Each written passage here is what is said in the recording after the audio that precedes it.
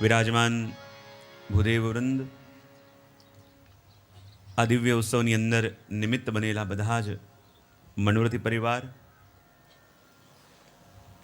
Friends group, ચીરા બજાર દ્વારા આયોજિત આ શ્રીમદ ભાગવતી કથા ગંગાની યાત્રામાં આપણો તૃતીય દિવસ.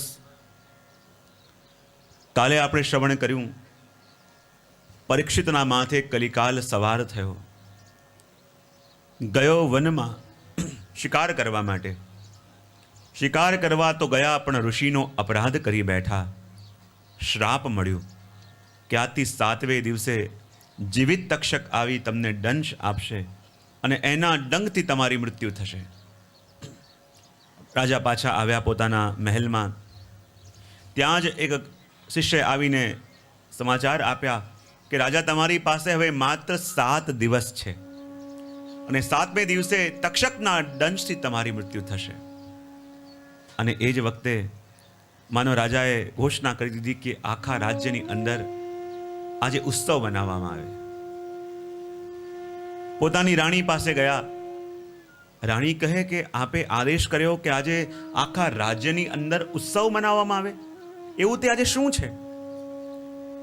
ત્યારે પરીક્ષિતે જઈને એની રાણીને કહ્યું કે જો, આ દુનિયામાં સૌથી નિશ્ચિત વસ્તુ કઈ છે કે જે જન્મ્યો છે એનું મૃત્યુ નિશ્ચિત છે, પણ કઈ ઘડીએ આપણે જવાના છીએ એ નિશ્ચિત નથી. કહેવાય ને કે જ્યારે યુધિષ્ઠિર પાસે કોઈ ભીમ ઊભો હતો, કોઈ બ્રાહ્મણ કંઈક માંગવા માટે આવ્યો. જ્યારે બ્રાહ્મણ કંઈક માંગવા માટે આવ્યો કે મને કંઈક આપો, અને યુધિષ્ઠિરે બ્રાહ્મણને કહ્યું કે આજે નહીં, તું કાલે આવજે, હું તને કાલે કંઈક આપીશ. અને જ્યાં આ શબ્દો સાંભળ્યા, ભીમે મોટો ઢોલ લઈ લીધો અને જોર જોરથી ઢોલ વગાડીને કહેવા લાગ્યા, ગામના લોકો સાંભળો, મારા ભાઈ કેટલા મહાન થઈ ગયા. ગામના લોકો સાંભળો, મારા ભાઈ કેટલા મહાન થઈ ગયા. યુધિષ્ઠિરને ચિંતા હતી, અરે આ શું કરે છે? બોલે, હું લોકોને બતાવું છું કે આપ કેટલા મહાન થઈ ગયા. બોલે, મેં શું કર્યું? મેં ખાલી એને એટલું કીધું કે કાલે આવજે, હું તને કાલે કંઈક આપીશ. ત્યારે કહે કે એ તો આપની મહાનતા છે કે આપે એને કહ્યું કે કાલે આવજે, હું તને કાલે કંઈક આપીશ. એનો મતલબ એમ કે આપે સમય ઉપર વિજય પ્રાપ્ત કરી લીધો. જ્યારે આપે એને એમ કહ્યું કે હું કાલે તમને કંઈક આપીશ, તો શું કાલે એ સંભવ નથી કે આપણે જીવિત ન હોઈએ? શું કાલે એ સંભવ નથી કે પેલો બ્રાહ્મણ જીવિત ન હોય? શું કાલે એ સંભવ નથી કે આપણે જીવિત તો હોઈએ પણ દાન આપવાની ક્ષમતા આપણી અંદર ન રહી હોય? શું એ સંભાવના નથી કે એ પણ જીવતો હોય પણ એટલો ધનવાન થઈ જાય કે એને આપણી પાસે કોઈ અપેક્ષા ન રહે? અને જે વસ્તુની અંદર આટલી બધી વિકલ્પો છે અને આપ છતાં કહો છો કે કાલે આપે એને દાન આપશો, તો આપ કેટલા મહાન થઈ ગયા. કારણ કે આપે સમય ઉપર વિજય પ્રાપ્ત કરી લીધો. આ સમય ઉપર વિજય પ્રાપ્ત કોઈ કરી ન શકે. અને એટલે પરીક્ષિત કહે કે જો આજે હું એવો સદભાગી થયો છું, આજે મારું ભાગ્યની સરાહના હું શું કરું? એની પત્ની કેવું તો શું થયું? ત્યારે પરીક્ષિત કહે કે મારા પૂર્વજોએ પણ સમય પર વિજય પ્રાપ્ત ન કરી શક્યો. જાણતા નહોતા કે આગલી ક્ષણે આપણે છીએ કે નહીં, પણ આજે વિશ્વમાં એક હું એવો વ્યક્તિ છું કે જે છાતી ઠોકીને કહી શકું છું કે આ 7 દિવસની અંદર મને કંઈક થવાનું નથી. મારી મૃત્યુ 7મા દિવસે છે. આ 7મા દિવસે જે મૃત્યુનો શ્રાપ મને મળ્યો છે, એ શ્રાપ નથી, એ મને મળેલી ચેતવણી છે કે મૃત્યુ તો જ્યારે જન્મ્યા ત્યારે લખાઈને લાવ્યા છે, અને મૃત્યુ તો માત્ર કોઈ નિમિત્ત ગોતતી હોય, પણ એ નિમિત્ત તો આવવાનું હતું, એ ટળી શકે એમ હતું નહીં. પણ હું એવો સૌભાગ્યશાળી કે 7 દિવસ પહેલા મને ખબર પડી ગઈ કે મારી મૃત્યુ છે, અને મને અવસર મળ્યો એ મૃત્યુને સવારવાનો. અને એટલા માટે જ્યારે ગંગાજીના તટ પર આવ્યા, મોટા મોટા ઋષિમુનિઓ પણ આવી ગયા દર્શન માટે. પ્રભુ એવી કૃપા કરી, શુકદેવજી મહારાજ આવ્યા. અને શુકદેવજી મહારાજના ચરણમાં જ્યારે પરીક્ષિત રાજા ગયા, પ્રથમ સ્કંદની અંદર વિનંતી કરી, કૃપા કરી બતાવો, જેનું મૃત્યુ નિકટ હોય એનું કર્તવ્ય શું, અને જેના જીવનના માત્ર 7 દિવસ બાકી હોય એનું કર્તવ્ય શું? અને કહેવાય કે આ પ્રશ્નો સાંભળીને શુકદેવજી મહારાજ એટલા પ્રસન્ન થઈ ગયા કે પોતાના આનંદના અતિરેકમાં જ્યારે દ્વિતીય સ્કંદથી ઉપદેશ પ્રારંભ કર્યો ને, તો મંગલાચરણ કરવાનું પણ ભૂલી ગયા. માનો આપવા માટે એટલા ઉતાવળા થયા કે મંગલાચરણની જરૂર પણ ન સમજી. બોલે કેમ? બોલે મંગલાચરણ તો એના માટે કરવું પડે જેનું આચરણ મંગલ ન હોય, પણ જેના મનમાં પ્રશ્ન જાગી ગયો હોય, જેનું મૃત્યુ નિકટ એણે શું કરવું, એનું જીવન તો મંગલ થઈ ગયું, ને જેનું જીવન મંગલ થઈ ગયું એના માટે મંગલાચરણ શું કરવું? જેના મનમાં પ્રશ્ન જાગી ગયો. અને મંગલાચરણ પણ શું છે? નથી પેલો પ્રસંગ આવતો રામાયણમાં કે જ્યારે ભગવાન રામચંદ્રજીમાં અને સીતાજીમાં મીઠો કલહ થયો અને ભગવાન કે જો સીતાજી આપના કરતા વધારે ચરણ મારા સુંદર છે, અને સીતાજી કે ના ના પ્રભુ આપના કરતા મારા ચરણ વધારે સુંદર. ભગવાનમાં અને સીતાજીમાં કલહ થયો મીઠો. સીતાજી કહે કે આપના કરતા મારા ચરણ વધારે સુંદર. પ્રભુ કહે ના આપના કરતા મારા ચરણ વધારે સુંદર. કંઈ ઉપાય નથી નીકળતો. પ્રભુ કે ચલો આપણે જઈને લક્ષ્મણજીને પૂછીએ. બંને ગયા લક્ષ્મણજી પાસે અને કહે બતાવો લક્ષ્મણજી, અમારા બંનેમાં ચર્ચા ચાલી રહી છે કે અમારા બંનેમાંથી વધારે સુંદર ચરણ કોના? અને લક્ષ્મણજીએ સીતાજીના ચરણ તરફ દ્રષ્ટિ કરી અને કહ્યું કે આ ચરણથી આ ચરણ શોભે છે. પ્રભુ કે જો હું કહેતો હતો ને કે તમારા કરતા મારા ચરણ વધારે સુંદર લાગે છે, ત્યારે સીતાજી કે ના ના. લક્ષ્મણજીએ શું કહ્યું? આ ચરણથી આ ચરણ શોભે છે, એટલે આપના કરતા મારા ચરણ વધારે સુંદર લાગે છે. પ્રભુ કે ના ના, મારા ચરણના કારણે તમારા ચરણ શોભે છે. બંને કે લક્ષ્મણજી આપ જ ઉપાય કરો કે મારા ચરણ કરતા આમના ચરણ વધારે સુંદર છે કે મારા ચરણને કારણે આમના ચરણ સુંદર લાગે છે? ત્યારે લક્ષ્મણજી કે પ્રભુ બંનેમાંથી એકે નહીં. હું તો એક જ વસ્તુ કહેવા માંગુ છું કે આપ પરમ સત્ય છો, અને આપ જ્યારે જ્યારે આગળ ચાલો છો તો સીતાજી સદા આપની પાછળ પાછળ ચાલે છે. અને આપની પાછળ પાછળ ચાલે એનો મતલબ શું? કે આ ચરણ એવા છે કે જે નિત્ય સત્યનું અનુસરણ કરે છે, અને સત્યનું અનુસરણ કરે છે માટે આ ચરણ શોભે છે. કારણ કે આપનું અનુસરણ કરે છે અને આપ તો નિત્ય સત્ય છો, અને જે આપનું અનુસરણ કરે એ તો આ મંગલ આચરણ કહેવાય. એ તો મંગલાચરણનો ફલ છે. બાદ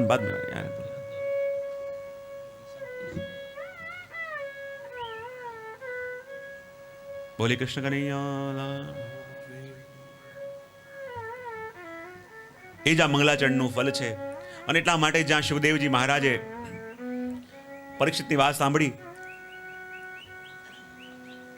અહીંયા લઈ લો, અહીંયા બોલે કૃષ્ણ કનૈયા.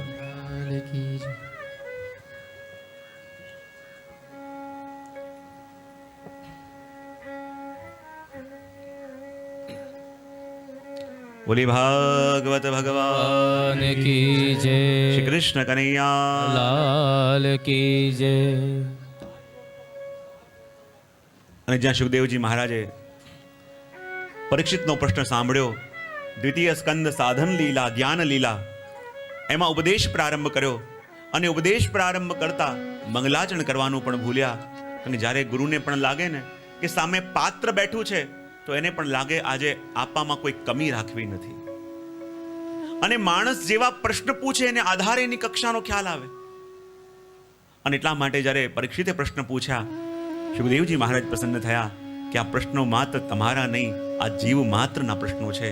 અને માટે ઉપદેશ પ્રારંભ કર્યો. અને ઉપદેશ પ્રારંભ કરતા કહેવા લાગ્યા, વૈયાનેશતે પ્રશ્ન કૃતો લોકહિતં નૃપ આત્મવિદ સંમત પુંસાં શ્રોતવ્યાદિષુ પર વર્યાનેશ તે પ્રશ્ન કૃતો લોકહિતમ નૃપ. જ્યારે ભાગવતનો ઉપદેશ પ્રારંભ કર્યો, મનો પરીક્ષિત વિચાર કરતા હતા કે શિવદેવજી મહારાજ મને શું સમજાવશે, મને શું ઉપદેશ આપશે, મને શું બતાવશે. અને જ્યાં ભાગવતનો ઉપદેશ પ્રારંભ કર્યો તો કયા શબ્દથી કર્યો? વર્યાનેશ, વકારથી. અને સંસ્કૃતમાં વકારને અમૃત બીજ કહેવામાં આવે. શું કહેવામાં આવે? જેમ ઘણીવાર બજારમાંથી કોઈ અત્તર લઈને આવીએ અને કોઈ અત્તરની સીસી ખોલે અને એમાંથી જે સુગંધ આવે આપણને ખબર પડી જાય આ ગુલાબનું અત્તર છે, આ ખસનું અત્તર છે. એ જ રીતે વિચાર કરતા હતા કે શિવદેવજી મહારાજ મને શું સમજાવશે, મને શું સંભળાવશે. પણ જ્યાં પ્રારંભ કર્યો અને પહેલો વર્ણ જ વકાર યાની અમૃત બીજ, અને સમજતા વાર ન લાગી કે આ 7 દિવસ હું કંઈ સાંભળવાનો નથી, પણ સુખદેવજી મહારાજના મુખારવિંદથી સાક્ષાત અમૃતનો પાન કરવાનો છું. અને સુખદેવજી મહારાજે ઉપદેશ પ્રારંભ કર્યો કે જો પરીક્ષિત, તારા મનમાંથી એ વિચાર કાઢી નાખજે કે આગળ ભવિષ્યમાં તક્ષક આવવાનો છે. જે વીતી ચૂક્યું છે એની ચિંતા પણ છોડ. જે આયુ નથી એની પરવા કરવાનો પણ તારો અધિકાર નથી. તારાથી બ્રાહ્મણનો અપરાધ થઈ ચૂક્યો છે. હવે જે વસ્તુ થઈ ગઈ છે એ બદલવાની છે. ભવિષ્યમાં જે આવવાનું છે એ તે જોયું નથી તો તારો ચિંતા કરવાનો અધિકાર નથી. જો આ દુનિયામાં ઘણા લોકો એવા હોય કે જે ભૂતકાળમાં જીવતા હોય. પહેલા અમારી પાસે આટલું હતું અને આમ કરતા, પહેલા અમારી પાસે આટલું હતું અને આમ આવી રીતે જીવતા. કેટલાક લોકો એવા હોય કે જે ભવિષ્યમાં જીવતા હોય. અમને આટલું મળવાનું છે અને અમે આવી રીતે જીવીશું, અમને આટલું પ્રાપ્ત થવાનું છે ને અમે આવું કરીશું. તો સુખદેવજી મહારાજ કહે કે જે ભૂતકાળમાં જીવે એ પણ ખોટા, જે ભવિષ્યમાં જીવે એ પણ ખોટા. તમારી પાસે જે છે એ વર્તમાન છે, અને વર્તમાનની અંદર તમે જે પણ કાર્ય કરો, જે પણ પ્રવૃત્તિ કરો, એ પ્રવૃત્તિ શું છે? તમે બી વાવવાનું કામ કરો છો. શું કરો છો? શું કરો છો? જરા બોલજો. બહુ સરસ. હવે આ વર્તમાનની અંદર તમે જો ઊંધા વિચાર કરો ને, મારો તો ટાઈમ જ ખરાબ ચાલે છે, મારું તો ભાગ્ય જ આડું ચાલે છે, મારા માથે આની દશા ચાલે છે ને પહેલાની દશા ચાલે છે, તો માનો તમે વર્તમાનની અંદર આ લીમડાના બી વાઈ રહ્યા છો. શું કરી રહ્યા છો? હવે મને બતાવો કે જો લીમડાના બી વાયા તો ફળ શેના ખાવા મળશે? અને જ્યારે ફળ ખાવા ના હોય ત્યારે કહું મારે તો આંબા ખાવા હતા. અરે ભાઈ, આંબા ખાવા હતા તો બી પણ આંબાના વાવાના હોય. પણ આપણે બી વાતી વખતે સાવધાન રહેતા નથી, પણ જ્યારે ફળ ખાવાના આવે ત્યારે કહીએ મને આ કેમ મળ્યું, મારે તો પેલું જોઈતું હતું. તો સુખદેવજી મહારાજ કહે આ વર્તમાનની અંદર આપણે જેવા વિચાર કરીએ, આ વર્તમાનમાં આપણે જે પણ કાર્ય કરીએ, આપણે બી વાવવાનું કામ કરીએ છીએ. અને સૌથી સાવધાની રાખવાની જરૂર છે આ બીજ વાવવામાં. જે પણ વિચાર આપણા મનની અંદર આવે, સારા ખોટા જે પણ વિચાર, એ બધા બી વવાઈ રહ્યા છે હમણાં. અને જ્યારે ફળ ખાવાનું આવશે ત્યારે તકલીફ પડશે. અને એટલા માટે અહીંયા કહે છે કે જે વીતી ચૂક્યું છે એની ચિંતા પણ છોડો. એટલે કહે છે ને કે yesterday was history, tomorrow is mystery and today is present. ક્યાં વર્તમાનને શું કહેવામાં આવે? પ્રેઝન્ટ. કે ભગવાન દ્વારા મળેલો ઉપહાર છે, અને આ ઉપહારને જે સવારી લે એનું જીવન મંગળ બને. પણ અધિકતર લોકો શું કરતા હોય? નથી પ્રસંગ આવતો, પેલો છોકરો દરિયા કિનારે બેઠો હતો રાતે, બધે ધક્કા ખાઈ ખાઈને થાક્યો હતો, ક્યાંય એનું ભાગ્ય સાથ ના આપે. દરિયા કિનારે બેઠો બેઠો રડે છે કે પ્રભુ મારું ભાગ્ય આટલું ખરાબ કેમ છે? બધાના કામ થાય, મારા કામ થતા નથી. હે પ્રભુ કૃપા કરો, મારું ભાગ્ય બદલાય. હે પ્રભુ કૃપા કરો, મારો પણ સારો સમય આવે. આખી રાત બિચારો દરિયા કિનારે બેઠો બેઠો રડતો હતો. ત્યાં દરિયામાંથી જોરથી લહેર આવી, અને જેવી લહેર આવી એમાં વહેતી વહેતી કપડાની થેલી આવી એના પગમાં અથડાઈ. વિચાર કરે આ શું છે? જ્યાં થેલી ખોલી અંદર ઘણા બધા પથ્થર હતા. નાનપણ યાદ આવી ગયું. દરિયા કિનારે આવી હું આવી રીતે એક એક પથ્થર પાણીમાં ફેંકતો, અને લઈને એક એક પથ્થર પાણીમાં ફેંકે અને કહે પ્રભુ મારું ભાગ્ય ક્યારે બદલાશે? પ્રભુ મારા ઉપર કૃપા ક્યારે થશે? પ્રભુ મારું ભાગ્ય ક્યારે પરિવર્તિત થશે? એક એક કરીને બધા પથ્થર પાણીમાં ફેંક્યા. છેલ્લો પથ્થર હાથમાં રહ્યો, અને જ્યાં કહેવા જાય પ્રભુ કૃપા ક્યારે કરશો, જ્યાં ફેંકવા જાય ત્યાં સૂરજની કિરણ ઉગી, અને સૂરજની પહેલી કિરણ જ્યાં હાથમાં પડી, ખબર પડી કે જેને હું પથ્થર મારીને ફેંકતો હતો એ બધા એક એક કિંમતી હીરા હતા. અને જ્યાં એક એક કિંમતી હીરા જે મળ્યા હતા, એક એક હીરા ફેંકતો જાય પાણીમાં અને કહે મારું ભાગ્ય ક્યારે બદલાશે? મારો પ્રભુ કૃપા ક્યારે કરશો? બધા કહેવા લાગે જુઓ કેવો દુર્ભાગી વ્યક્તિ છે. પણ જોવા જઈએ તો એનામાં ને આપણામાં બહુ ફરક નથી. આ જે હીરા ભરેલી થેલી મળી છે, એ થેલી શું છે? બોલે આ જીવનની પ્રત્યેક ક્ષણ છે. થેલીની અંદર રહેલા જે કિંમતી હીરા છે શું છે? આપણા જીવનની પ્રત્યેક ક્ષણ છે.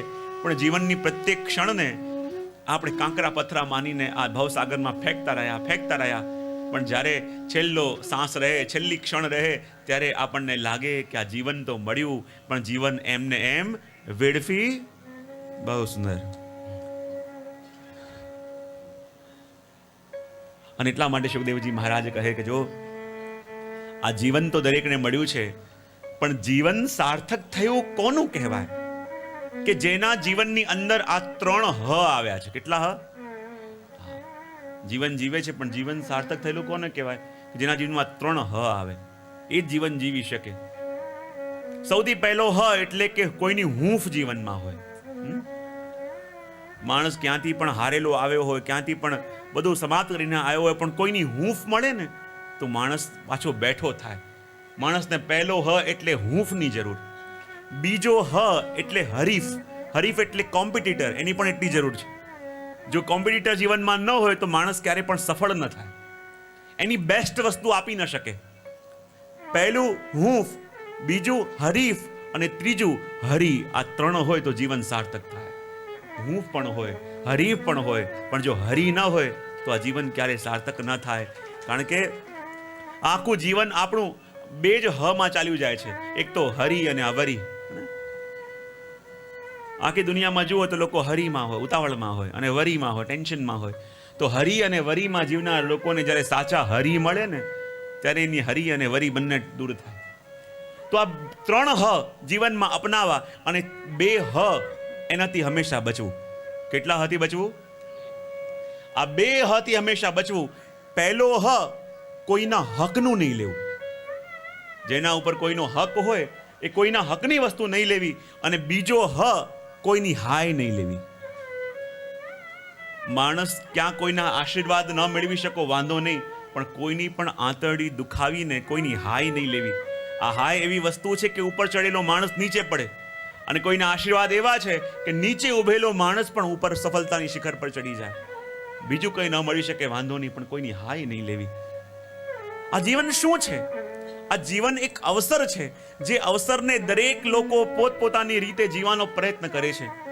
ઘણીવાર હું પ્રશ્ન પૂછતો હોઉં જ્યારે મને ઘણીવાર પ્રોગ્રામ હોય કે આ જીવન એટલે કહેવાય ને કે what is meaning of life and what is purpose of life. કોણ કહેશે મને? જીવનનો અર્થ શું છે અને જીવનનું પર્પઝ શું છે? કોણ કહેશે? આપણે બધા જીવન જીવી તો રહ્યા છે ને. તો what is meaning of life and what is purpose of life? Try તો કરો. જીવનનો અર્થ શું છે અને જીવનનો ઉદ્દેશ શું છે?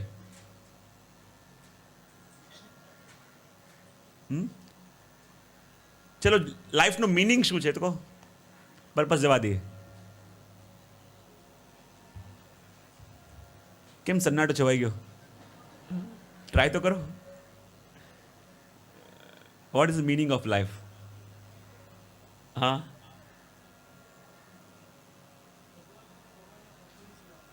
ભગવાન ને ભગવાનના ભક્તોની સેવા. આ મીનિંગ છે કે પર્પસ? ના, પ્રશ્ન એ છે કે what is meaning of life? કોણ કહેશે? જીવનનો અર્થ શું છે? લાઈફનો મીનિંગ શું છે? હા, જેવો કે શરણાગતિ એ મીનિંગ છે લાઈફનો કે પર્પસ?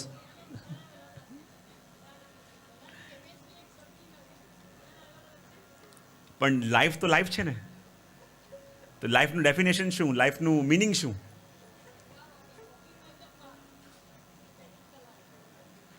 એ પર્પસ કહેવાય કે મીનિંગ કહેવાય? લાઈફનું મીનિંગ આપણે વિચાર કરીએ, આપણે જીવીએ છીએ એ મીનિંગ છે. સરસ. જોવા જઈએ કે લાઈફનું મીનિંગ શું, દરેકના માટે અલગ અલગ અર્થે. કોઈ કહે છે કે પ્રભુની પ્રાપ્તિ, કોઈ કે આ, કોઈ કે આ, કોઈ કે સફળતા મેળવવી, કોઈ કે આ. પણ જોવા જઈએ તો લાઈફનું કોઈ મીનિંગ જ નથી. તમે જેવો પર્પઝ લાઈફમાં સિલેક્ટ કરો, તમારો સિલેક્ટ કરેલો પર્પઝ એ લાઈફને મીનિંગ આપે. તમે કોઈ કહો કે મારી લાઈફનો પર્પઝ શું છે, મારે પ્રભુને પ્રાપ્ત કરવા છે, તો લાઈફનું મીનિંગ શું થઈ ગયો? કે આ પ્રભુને મેળવવાનો એક મોકો, પ્રભુને મેળવવાનો અવસર એટલે જીવન.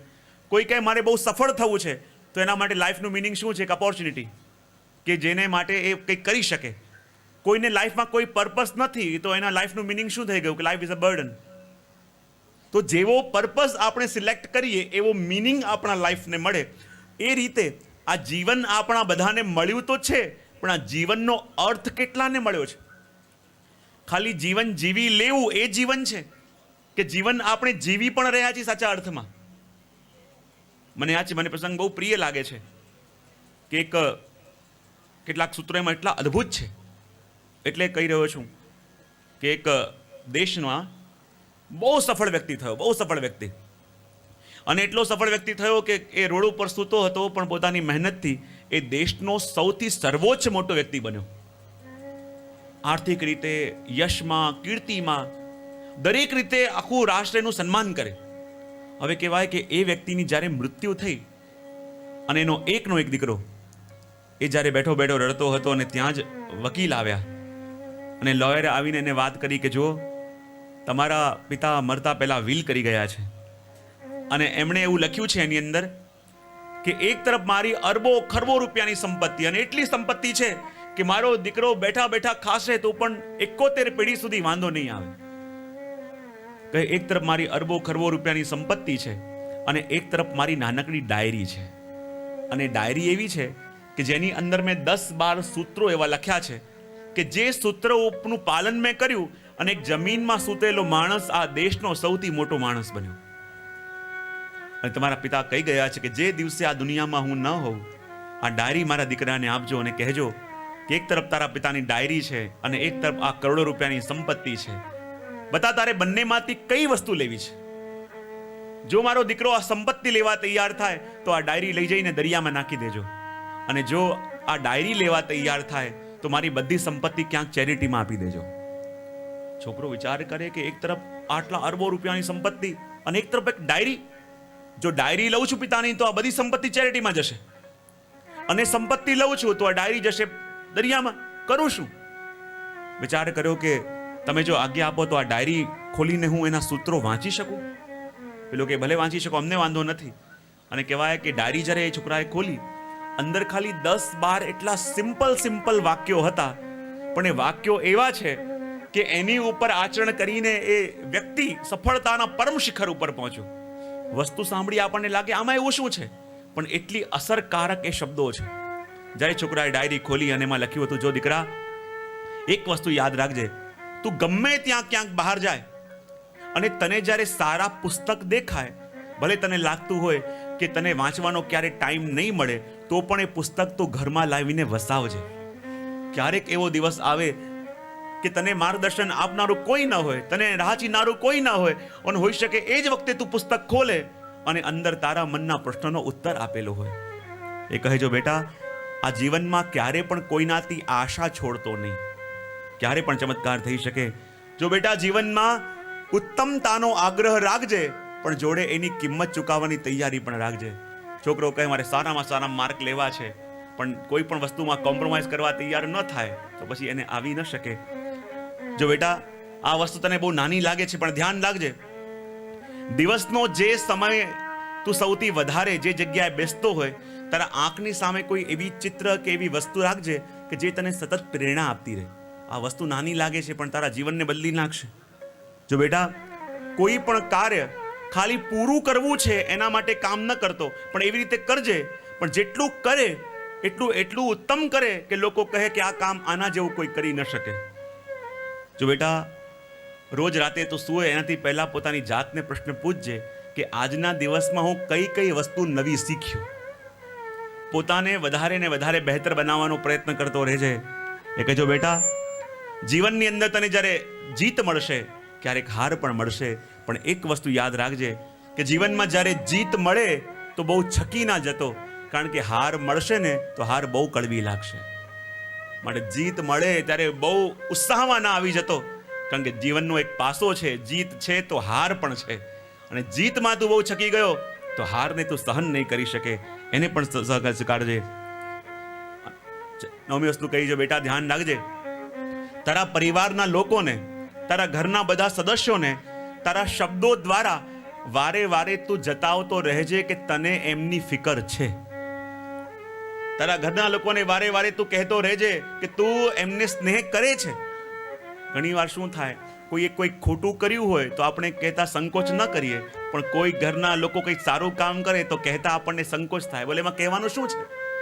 બોલે ના, કે તારા પરિવારજનોને તારા શબ્દો દ્વારા કહેતો રહેજે કે તને એમની ફિકર છે. હું ઘણીવાર મારા પ્રવચનમાં કહેતો હોઉં કે આ લાઈફ શું છે? આ લાઈફ છે ને જગલિંગની ગેમ છે. તમે સર્કસમાં જોવા ગયા તો પેલા જગલર હોય ને, એક સાથે 5-5 બોલ લઈને ઉછાળે, અને એક સાથે 5-5 બોલ જે ઉછાળે તો આપણે બધા જગલિંગની ગેમ રમી રહ્યા છીએ, અને દરેકના હાથમાં 5 બોલ છે. પણ એમાં આશ્ચર્યની વાત એ કે 3 બોલ છે ને એ રબરની છે અને 2 બોલ કાચની બોલ છે. રમતા રમતા કદાચ રબરની બોલ છૂટે ને તો નીચે પડીને પાછી હાથમાં આવે, પણ કાચની બોલ છૂટે તો નીચે પડ્યા પછી હાથમાં આવતી નથી. તો આપણે બધા જગલિંગની ગેમ રમી રહ્યા છીએ. દરેકના હાથમાં 5 બોલ છે. એમાંથી આપણી સંપત્તિ, આપણું બિઝનેસ એ પણ રબરની બોલ, કદાચ છૂટ્યો હાથમાં પાછું આવશે. આપણું ફ્રેન્ડ સર્કલ એ પણ રબરની બોલ છે. આપણી યશ પ્રતિષ્ઠા એ પણ રબરની બોલ, પણ આપણો પરિવાર અને આપણી હેલ્થ આ 2 કાચની બોલ છે. પણ હંમેશા આપણે પેલા 3 રબરની બોલ સાચવવા માટે થઈને આ 2 કાચની બોલોની જ બલી આપી દેતા હોઈએ છીએ. બધું મળે પણ પરિવાર ન રહે, બધું મળે પણ સ્વાસ્થ્ય એવું થઈ ગયું હોય કે મળેલી સફળતા તમે ભોગી ન શકો. માટે આ વસ્તુ સૌથી મહત્વની અહીંયા કહી કે પરિવાર દ્વારા જતાવતો રહેજે. બીજું કહું જો બેટા, જીવનની અંદર ક્યારે ચૂપ રહેવું અને ક્યારે ચૂપ ન રહેવું એનું પણ જ્ઞાન મનુષ્યને હોવું જોઈએ. બીજું કહ્યું કે જો પોતાની આજીવિકા માટે કામ કરનારો નાનામાં નાનો માણસ હોય ને એને પણ સન્માન આપીને બોલાવજે. કારણ કે તું જે કામ કરે છે એ જ કામ એ પણ કરે છે. ફરક એટલો, તું મોટે પાયે કરે છે, નાને પાયે કરે છે. એને એટલું સન્માન આપીને બોલાવજે. પછી કહે જો બેટા, તું બહુ સફળ થઈ જાય, આખા ગામના લોકો તારા બહુ વખાણ કરે, તારા બહુ ગુણગાન ગાવે, એના ઉપરથી તું એમ ન માનતો કે તે લાઈફ સારી જીવી છે. એના પરથી એમ ન માનતો કે તું સફળ થયો છે. તે આખું જીવન સારું જીવ્યું છે એવું ત્યારે માનજે કે જ્યારે તારા બાળકો મોટા થાય ને તારા બાળકોની સામે પ્રમાણિકતા, તમારા બાળકોની સામે નીતિની વાત આવે અને તારા બાળકો બીજા કોઈનું એક્ઝામ્પલ ન લેતા તમને યાદ કરે કે મારા પિતાજી આવું કરતા, ત્યારે માનજો કે આખું જીવન સારું જીવ્યા છો.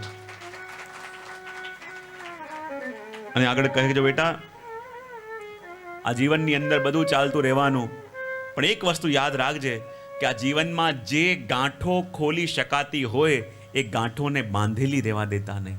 અને ગાંઠો એટલે શું? જ્યારે બેટા તને લાગે કે કોઈને તારા માટે મિસઅન્ડરસ્ટેન્ડિંગ છે, કોઈને તારા માટે કોઈ દુરાગ્રહની કે પૂર્વગ્રહની ગાંઠ બંધાયેલી છે, તો એ તારી પાસે આવે એની રાહ ના જોતો, તું પોતે ત્યાં પહોંચજે. તું પોતે પહોંચીને એની મનમાં રહેલી ગ્રંથિને દૂર કરજે. કોઈની રાહ ના જોતો, કારણ કે આ જીવનનો ભરોસો નથી, આ જીવનની કોઈ ક્ષણનો ભરોસો નથી. અને હું ઘણીવાર મારા પ્રવચનમાં કહેતો હોઉં કે આપણે આજના યુગમાં સાયન્સે એટલી પ્રગતિ કરી કે આજે આપણે બધા એ જોવા માંગીએ છીએ, કે માર્સની અંદર લાઈફ છે કે નહીં. આજે માર્સની અંદર લાઈફ છે કે નહીં એ જોવાની તો આપણને ઈચ્છા થાય, પણ આપણા પડોશી કે આપણા કોઈ ભાઈ આજે ખાધું કે નથી ખાધું એ જોવાની ઈચ્છા થતી નથી. આજે આપણે ટ્રાય કરીએ છીએ, આજે વિજ્ઞાન ટ્રાય કરે છે કે એલિયન્સથી આપણે સંપર્ક કરી શકીએ. આજનું વિજ્ઞાન ટ્રાય કરે છે કે પરગ્રહવાસીથી, એલિયન્સથી કોન્ટેક્ટ કરવાનો ટ્રાય કરે. આજે એલિયન્સથી કોન્ટેક્ટ કરવાનો ટ્રાય તો આપણે કરીએ છીએ, પણ આપણો સગો ભાઈ રૂઠીને બેઠેલો હોય તો શું એનો કોન્ટેક્ટ કરવાનો ટ્રાય કરીએ છીએ? એનો સંપર્ક કરવાનો પ્રયત્ન કર્યો છે? આપણો કોઈ નિકટનો મિત્ર રૂઠીને બેઠો હોય ક્યારે એનો કોન્ટેક્ટ કરવાનો ટ્રાય કર્યો છે? અને જો એ ન કરી શકે તો આ જીવનનો શું મર્મ છે? એટલા માટે તો અહીંયા કહું છું બેટા, આ વસ્તુ યાદ રાખજે. અને કહે કે જો જ્યારે તું મોટો થઈશ, તારા લગ્ન થશે, અને લગ્ન થશે ત્યારે લગ્નમાં 2 વસ્તુ બહુ જ મહત્વની હોય. એક તો ઉત્તમ પાત્ર મળવું, અને બીજું પોતે ઉત્તમ પાત્ર બનવું. ઉત્તમ પાત્ર મળે એના માટે બધા પ્રયત્ન કરતા હોય છે, પણ ઉત્તમ પાત્ર બનવાનો પ્રયત્ન નથી કરતા. તો બેટા પોતે બનજે, તને સામે પણ તને એ મળશે. ભાઈ કહેજો બેટા, આ દુનિયામાં તને જ્યારે પણ કંઈક સારું શીખવાનો અવસર મળે, ક્યારે પણ એવું ન કહેતો કે મને સમય નથી મળતો, કે મારી પાસે ટાઈમ નથી. કારણ કે ભગવાને જે મોટા મોટા સાયન્ટિસ્ટ હતા એને પણ એક દિવસમાં 24 કલાક આપ્યા હતા, અને આપણને પણ એટલા જ કલાક આપ્યા છે. તો જો એ લોકો એ કામ કરી શકે તો આપણે કેમ ન કરી શકીએ? પછી કહેજો બેટા એક વસ્તુ યાદ રાખજે, હવે બહુ મહત્વના 2 સૂત્રો કીધા. જ્યારે જીવનમાં તું પરમ સફળતાને પહોંચે, તારી પાસે રૂપિયા, પૈસા, જમીન, જાયદાદ, ખૂબ સ્ટેટસ, ખૂબ યશ, કીર્તિ બધું તારી પાસે હોય, માટે બધું મેળવ્યા છતાં પણ તારી બેંક બેલેન્સના આધારે તું સક્સેસ થયો એ વિચાર ન કરતો, પણ તારી સક્સેસ તું થયો છું એનું પેરામીટર શું છે કે બધું પામ્યા પછી તારા નિકટના પરિવારજનો સાથે તારા સંબંધ કેવા રહ્યા છે એને આધારે તારી સક્સેસનું મૂલ્યાંકન કરજે. કારણ કે જેમ માણસ મોટો થતો જાય પોતાનાથી દૂર થતો જાય. બધું મેળવ્યા પછી તારા નિકટના લોકો સાથે તારા સંબંધ કેવા રહ્યા છે એને આધારે તારા સફળતાને તું મૂલ્યાંકન કરજે. અને સૌથી છેલ્લા 2 સૂત્ર કીધા. આ તમને લાગશે કે આટલા નાના નાના સેન્ટેન્સ, પણ સૌથી છેલ્લા 2 કીધું કે આ 2 વાક્ય બોલવામાં ક્યારે પણ શરમ ન કરતો. જો આ બધું કીધા પછી છેલ્લે 2 વાક્ય કીધા, કારણ કે આ 2 સેન્ટેન્સ એવા છે કે મોટા મોટા જ્ઞાનીઓના મુખમાંથી પણ ન નીકળે. તો બેટા આ 2 વસ્તુ બોલવામાં ક્યારે શરમ ન કરતો. પહેલું કીધું કે મને નથી આવડતું, અને બીજું મને ક્ષમા કરો મારાથી ભૂલ થઈ ગઈ. આ 2 વાક્ય બોલવા એટલા અઘરા છે, એટલા અઘરા છે. મોટા મોટા જ્ઞાનીઓના મુખમાંથી પણ આ 2 વાક્યો નીકળી ન શકે કે મારી ભૂલ થઈ, મને માફ કરો, યા મને નથી આવડતું. અને જ્યાં આ ડાયરી પેલા છોકરાએ વાંચી એની આંખમાં આંસુ આવ્યા. એ કહેવા લાગ્યો કે આ બધી મારા પિતાની જેટલી પણ સંપત્તિ છે એ બધી સંપત્તિ ચેરિટીમાં આપી દો, કારણ કે મારા માટે સાચી સંપત્તિ હોય તો મારા પિતાની ડાયરી છે.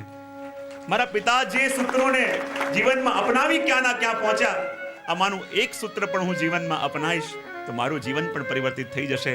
અને બધી સંપત્તિ એણે આપી અને પિતાની ડાયરીને હૃદયથી લગાવી અને એને પોતાના જીવનનો લક્ષ્ય માન્યો.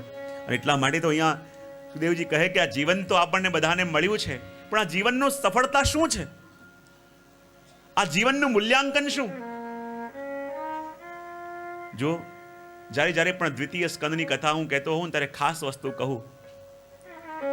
દ્વિતીય સ્કંદની કથા જ્યારે જ્યારે પણ આપણે સાંભળીએ એક વસ્તુ મનમાં યાદ રાખવી, માણસનું જીવન જીવેલું એ જ કહેવાય કે જ્યારે આ પૃથ્વીને આ દુનિયાને છોડીને જાય ત્યારે એક શબ્દો જે કહી શકે કે મને કોઈનાથી ફરિયાદ નથી. અને જેણે મારું સૌથી અહિત કર્યું હોય, દ્વિતીય સ્કંદની કથા સાંભળો ને આ 2 વસ્તુ યાદ રાખો. આ કથા સાંભળતા સાંભળતા 2 સંકલ્પ મનમાં કરીએ. એક તો જેણે તમારું કોઈએ બહુ બગાડ્યું હોય, જેણે તમારું બહુ અહિત કર્યું હોય, આજે મનથી એને ક્ષમા કરી દો. અને યદિ તમારા દ્વારા કોઈને દુઃખ થયું હોય તો એને હાથ જોડીને આજે માફી માંગજો. આ 2 વસ્તુ જ્યારે કરો તો માનજો દ્વિતીય સ્કંદની કથાનું શ્રવણ આપણે કર્યું છે. આ 2 સૂત્રો આપણે કરી શકીએ, કારણ કે આ જીવનનો ભરોસો નથી. માટે હું હંમેશા કહેતો કે કોઈની સાથે વ્યવહાર કરો તો એવી રીતે કરો, આ જીવનની શરૂઆત કરો એવી રીતે કરો કે મારો પણ ભરોસો નહીં. આજે એક ઘડીમાં તો હું જીવી રહ્યો છું, આગલી ઘડીમાં હોઈશ કે કેમ? પ્રત્યેક દિવસને પોતાનો અંતિમ દિવસ માનીને જીવન જીવો. અને કોઈની સાથે જ્યારે વાણીનો વ્યવહાર કરો તો એમ માનો જેમ આ દિવસ મારો અંતિમ દિવસ હોઈ શકે એમ હોઈ શકે સામેવાળાનો પણ અંતિમ દિવસ હોઈ શકે. અને મારાથી કદાચ એવા શબ્દો એના માટે નીકળી ગયા અને કદાચ એને એવું કંઈક થઈ ગયું તો શું હું પોતાની જાતને ક્યારેક ક્ષમા કરી શકીશ? એ બોજ હું મારા ઉપર ક્યારે સહન કરી શકીશ? આ દુનિયામાં આપણે બધા એકલા આવ્યા છીએ, એકલા જવાનું છે. આ બધી દુનિયાના માટે વસ્તુ અહીંયા ને અહીંયા રહેવાની છે. પણ આશ્ચર્યની વાત કેવી, આ દુનિયામાં માણસ એકલો આવ્યો, પણ બધી વસ્તુ ભેગી કરવામાં એણે અનેક પાપો કર્યા, અનેક દૂષણો કર્યા, ખોટા કર્મો કર્યા. પણ દુઃખની વાત તો એ છે કે બધી વસ્તુ મેળવવા માટે ખોટા કર્મો કર્યા, પણ જે વસ્તુ મેળવવા માટે ખોટા કર્મો કર્યા એ વસ્તુઓ તો અહીંયાની અહીંયા રહી જાય છે, પણ કરેલા ખોટા કર્મો આપણા ભેગા આવે છે. જે મેળવવા માટે કર્યું એ તો અહીંયાનું અહીંયા રહ્યું, અને જે ખોટા કર્મો કર્યા એ માણસની ભેગે આવ્યો. એટલે તો આપણા ભક્તો કહે છે કે આ દુનિયામાં આપણે બધા એકલા આવ્યા છીએ, એકલા જવાનું છે, તો એવી રીતે જાઓ, એવી રીતે જીવો કે ના આપણા કારણે કોઈની તકલીફ થાય. સાગરને આપી દો. કોઈ સાગરને જઈને પૂછ્યું કે આટલી નદીઓ આપનામાં મળે અને બધા પાપ આપમાં આવે તો આપ શું કરો? સાગર કે જેટલા પાપ હોય અમે વાદળને આપી દઈએ. કોઈ વાદળને પૂછ્યું આ બધા પાપ તમારી પાસે આવે તમે શું કરે? બોલે બીજું કંઈ ના કરી, જેનું હોય એના ઘરમાં જઈને વરસાવી દઈએ. તેરા તુજકો અર્પણ. અને આ સાયકલ ચાલતી રહે. તો તીર્થોમાં જઈએ તો કેવી રીતે જાઓ? કે તીર્થમાં જઈએ તો એવી રીતે જઈએ કે તીર્થ જેવા થઈને પાછા આવીએ. અને વિદુરજી જ્યારે ભજમાં પ્રવેશ કરવા લાગ્યા, સાવધાન થયા કે આ ભૂમિ કોઈ સાધારણ ભૂમિ નહીં, આ તો પ્રભુની ભૂમિ છે. આ વ્રજ એ તો ઠાકોરજીનું ઘર છે અને ઠાકોરજીના ઘરની અંદર એમને એમ ન જવાય. ઠાકોરજી જ્યારે બોલાવે ત્યારે જવાય. બોલો હું પ્રભુના ઘરમાં આવ્યો તો છું, પણ હું મારી ઈચ્છાથી વજમાં આવ્યો છું કે પ્રભુની ઈચ્છાથી આવ્યો છું, ખબર કેવી રીતે પડે? તો કહે કે આપણી ઈચ્છાથી જો વજમાં આવ્યા છીએ એવું ત્યારે માનવું કે વજમાં આવ્યા તો ખરા, પણ આવીને જો ખોટો અનુભવ થયો, ઉદ્વેગ થયો તો માનો પોતાની ઈચ્છાથી આવ્યા. પણ જેવા વજમાં ગયા અને વજમાં જઈને ક્યાંક અનાયાસ વૈષ્ણવનો સંગ થયો તો માનો એકલો પોતાની ઈચ્છાથી નથી આવ્યો, હું પ્રભુની ઈચ્છાથી વજમાં આવ્યો છું. સત્સંગ મળ્યો તો માનો પ્રભુની ઈચ્છાથી વજમાં આવ્યા છે. વિદુરજી કહે વજમાં આવ્યો છું, આ તો પ્રભુનું ઘર છે. સાવધાન થઈ ગયા. યા તો હું કોની જોડે નહીં બોલું, પણ બોલીશ તો માત્ર કોઈ વૈષ્ણવ સાથે બોલીશ. યા તો કોઈ ચિંતન નહીં કરું, પણ ચિંતન કરીશ તો પ્રભુનું કરીશ. વિચાર કરે આ વજની અંદર જો પ્રભુના કોઈ ભક્તના દર્શન થઈ જાય તો મને લાગે વજયાત્રા સફળ થઈ. એમ વિચાર કરીને વિદુરજી ચાલતા ચાલતા જ્યાં બ્રહ્માંડ ઘાટ પાસે પહોંચ્યા ત્યાં શું જોયું? સામેથી માનો શ્યામ સુંદર ચાલતા ચાલતા આવતા હોય એવું લાગ્યું. એવું જ પિતાંબર છે, એવું જ મોરપંખ છે, બિલકુલ હુબહુ શ્યામનું સ્વરૂપ. વિચાર કરવા લાગ્યા, જેને જોઈને પ્રભુ લાગે છે, પ્રભુ યાદ આવી જાય છે, આ કોણ છે? હુબહુ એવું શ્યામ વર્ણ, હુબહુ એવું પિતાંબર, હુબહુ એવું મોરમુકુટ, કોણ છે આ? ને જ્યાં પાસે આવ્યા ખબર પડી કે આ પ્રભુ તો નથી, પણ પ્રભુથી જુદા પણ નથી. આ પ્રભુ નથી, પણ પ્રભુ જેને પોતાના માને છે પ્રભુના સખા ઉદ્ધવજી છે. જ્યારે ઉદ્ધવજી સાથે વિદુરજીનો સંવાદ યમુનાજીના તટ પર થયો અને માનો બે ભક્તો મળ્યા, બે ભગવતીએ મળ્યા, બંને એકબીજાને ભેટ્યા અને માનો એ વખતે યમુનાજીના જલમાં હિલોર ઉઠવા લાગ્યા. બંને દ્રષ્ટિ કરીશ યમુનાજીની ઉપર કે યમુનાજી જો આપના સાનિધ્યમાં અમે મળ્યા, હવે એવી કૃપા કરો, એવી કૃપા કરો કે આ વજયાત્રા સફળ થાય, એવી કૃપા કરો કે ઠાકોરજી અમને પ્રાપ્ત થાય, એવી કૃપા કરો કે ઠાકોરજી અમારો સ્વીકાર કરે, એવી કૃપા કરો કે ઠાકોરજી અમને પતિ રૂપે મળે, એવી કૃપા કરો કે આ શ્યામ રંગની ચુંદડી અમે ઓઢીએ, એ પ્રભુના નામની બિંદી અમે ધરાઈએ, એ પ્રભુ એવી કૃપા કરો કે અમારું જીવન કૃષ્ણમય થઈ જાય. અને એટલા માટે તો કહેવાયું છે ને આપણે ત્યાં યમુનાજીને વિનંતી કરી, યમુના તારા, યમુના તારા, યમુના તારા માધવ શું મુझને મિલાવ, મારા મનડાનો મોર મારા આંગણે નચાવ, મારા મનડાનો મોર મારા આંગણે નચાવ, યમુના તારા. તાલીઓ પાડતા પાડતા ભાવથી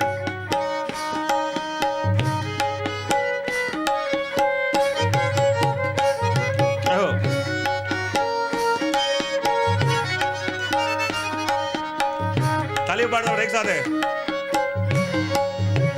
હે મારા કેશમાં મોગરાનો ગજરો ગૂંથાવ, મારા કેશમાં, મારા કેશમાં મોગરાનો ગજરો ગૂંથાવ, મારી સેથીમાં, મારી સેથીમાં સિંદૂર એના હાથનું પુરાવ, એના હાથનું પુરાવ. હે મારા મનડાનો મોર મારા આંગણે નચાવ, મારા મનડાનો મોર મારા આંગણે નચાવ, ઓ યમુના તારા, ઓ યમુના તારા, ઓ યમુના તારા માધવ શું મુझને મિલાવ, મારા મનડાનો મોર મારા આંગણે નચાવ, મારા આંગણે નચાવ, ઓ યમુના તારા. એક સાથે બધાની તાળીઓનો અવાજ આવવો જોઈએ.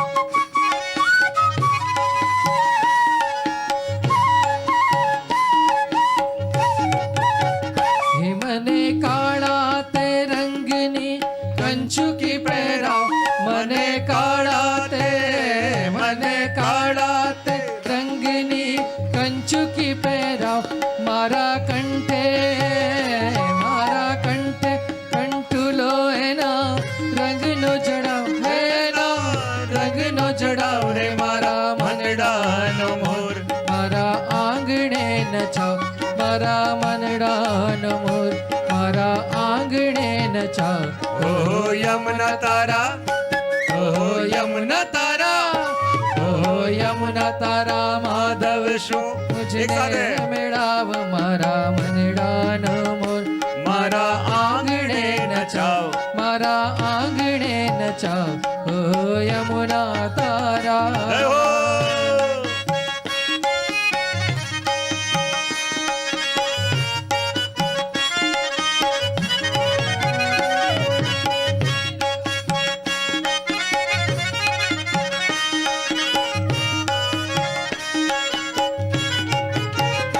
એનું મલપંતુ મુખ મારી બિંદીએ ચિતરાવ એનું મલપંતુ મુખ મારી બિંદીએ ચિતરાવ એના નામની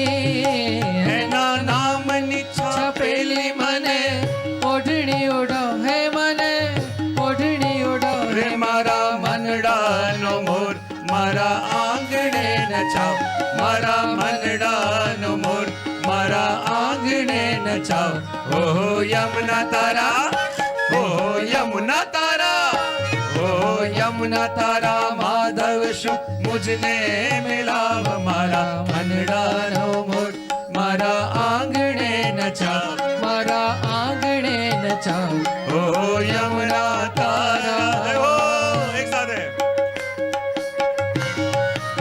જય હો.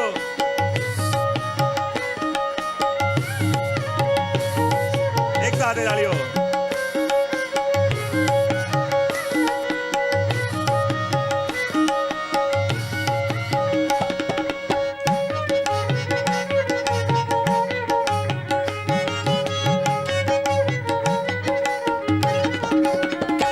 મારા મધ મીઠા ગાલ પર મરવટ મંડાવ મારા મધ મીઠા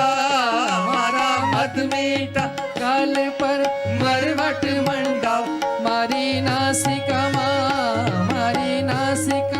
નથણી એના નામની પહેરાવ હે એના નામની પહેરાવ રે મારા મનડાનો મોર મારા આંગણે નચાવ મારા મનડાનો મોર મારા આંગણે નચાવ ઓહો યમુના તારા ઓહો યમુના તારા ઓહો યમુના તારા માધવ શું મુझने મિલાવ મારા મનડાનો મોર મારા આંગણે નચાવ મારા આંગણે નચાવ ઓહો યમુના તારા જય હો એક સાથે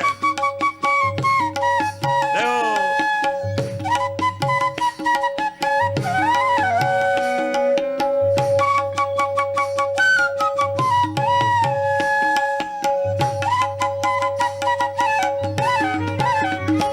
એના હાથમાં હાથ મારો તુજે પધરાવ એના હાથમાં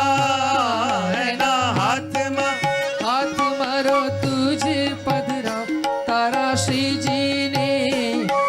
શ્રીજીની સંગે મને તુજ પરણાવ હે મને તુજ પરણાવ રે મારા મનડાનો મોર મારા આંગણે નચાવ મારા મનડાનો મોર મારા આંગણે નચાવ ઓહો યમુના તારા ઓહો યમુના તારા ઓહો યમુના તારા માધવ શું મુझने મિલાવ મારા મનડાનો મોર મારા આંગણે નચાવ મારા આંગણે નચાવ ઓહો યમુના तारा जय हो एक साथ है तालियां बजाते बजाते भाव से श्री यमुना जी से विनती करें कि यमुना जी ऐसी कृपा करें हमें भी भज में जल्दी जल्दी बुलावें.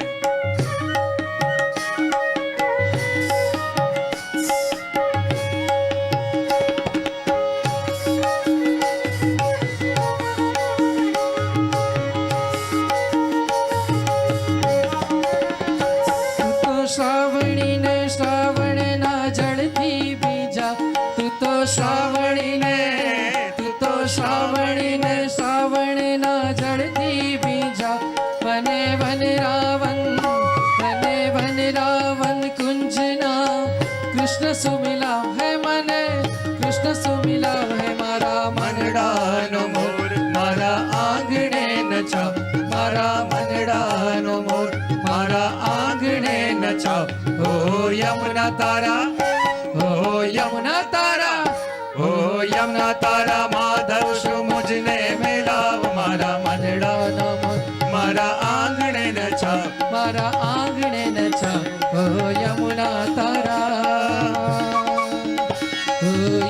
તારા માધવ શું મુझने મેળાવ મારા મનડાનો મોર મારા આંગણે નચાવ મારા આંગણે નચાવ ઓ યમુના તારા जय हो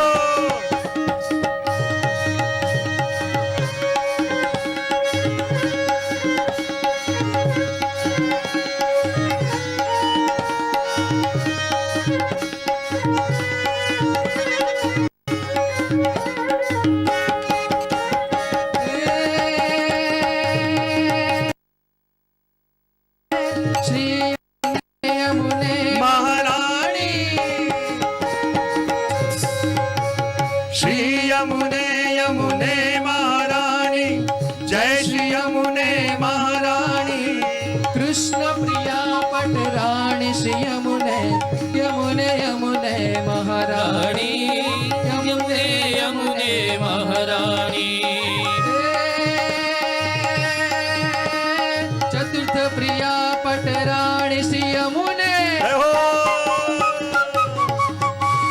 ચતુર્થ પ્રિયા પટરાણી શ્રી યમુને યમુને યમુને મહારાણી જય જય જય જય જય જય જય જય જય શ્રી યમુને મહારાણી જય શ્રી યમુને મહારાણી દુઃખ હરણી સુખ કરણી શ્રી યમુના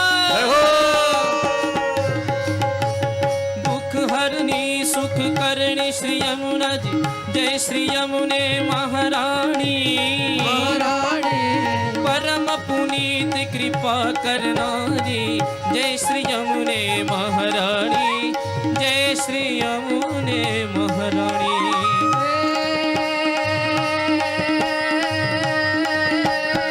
શશ મહેશ ગણેશ દિનેશ જો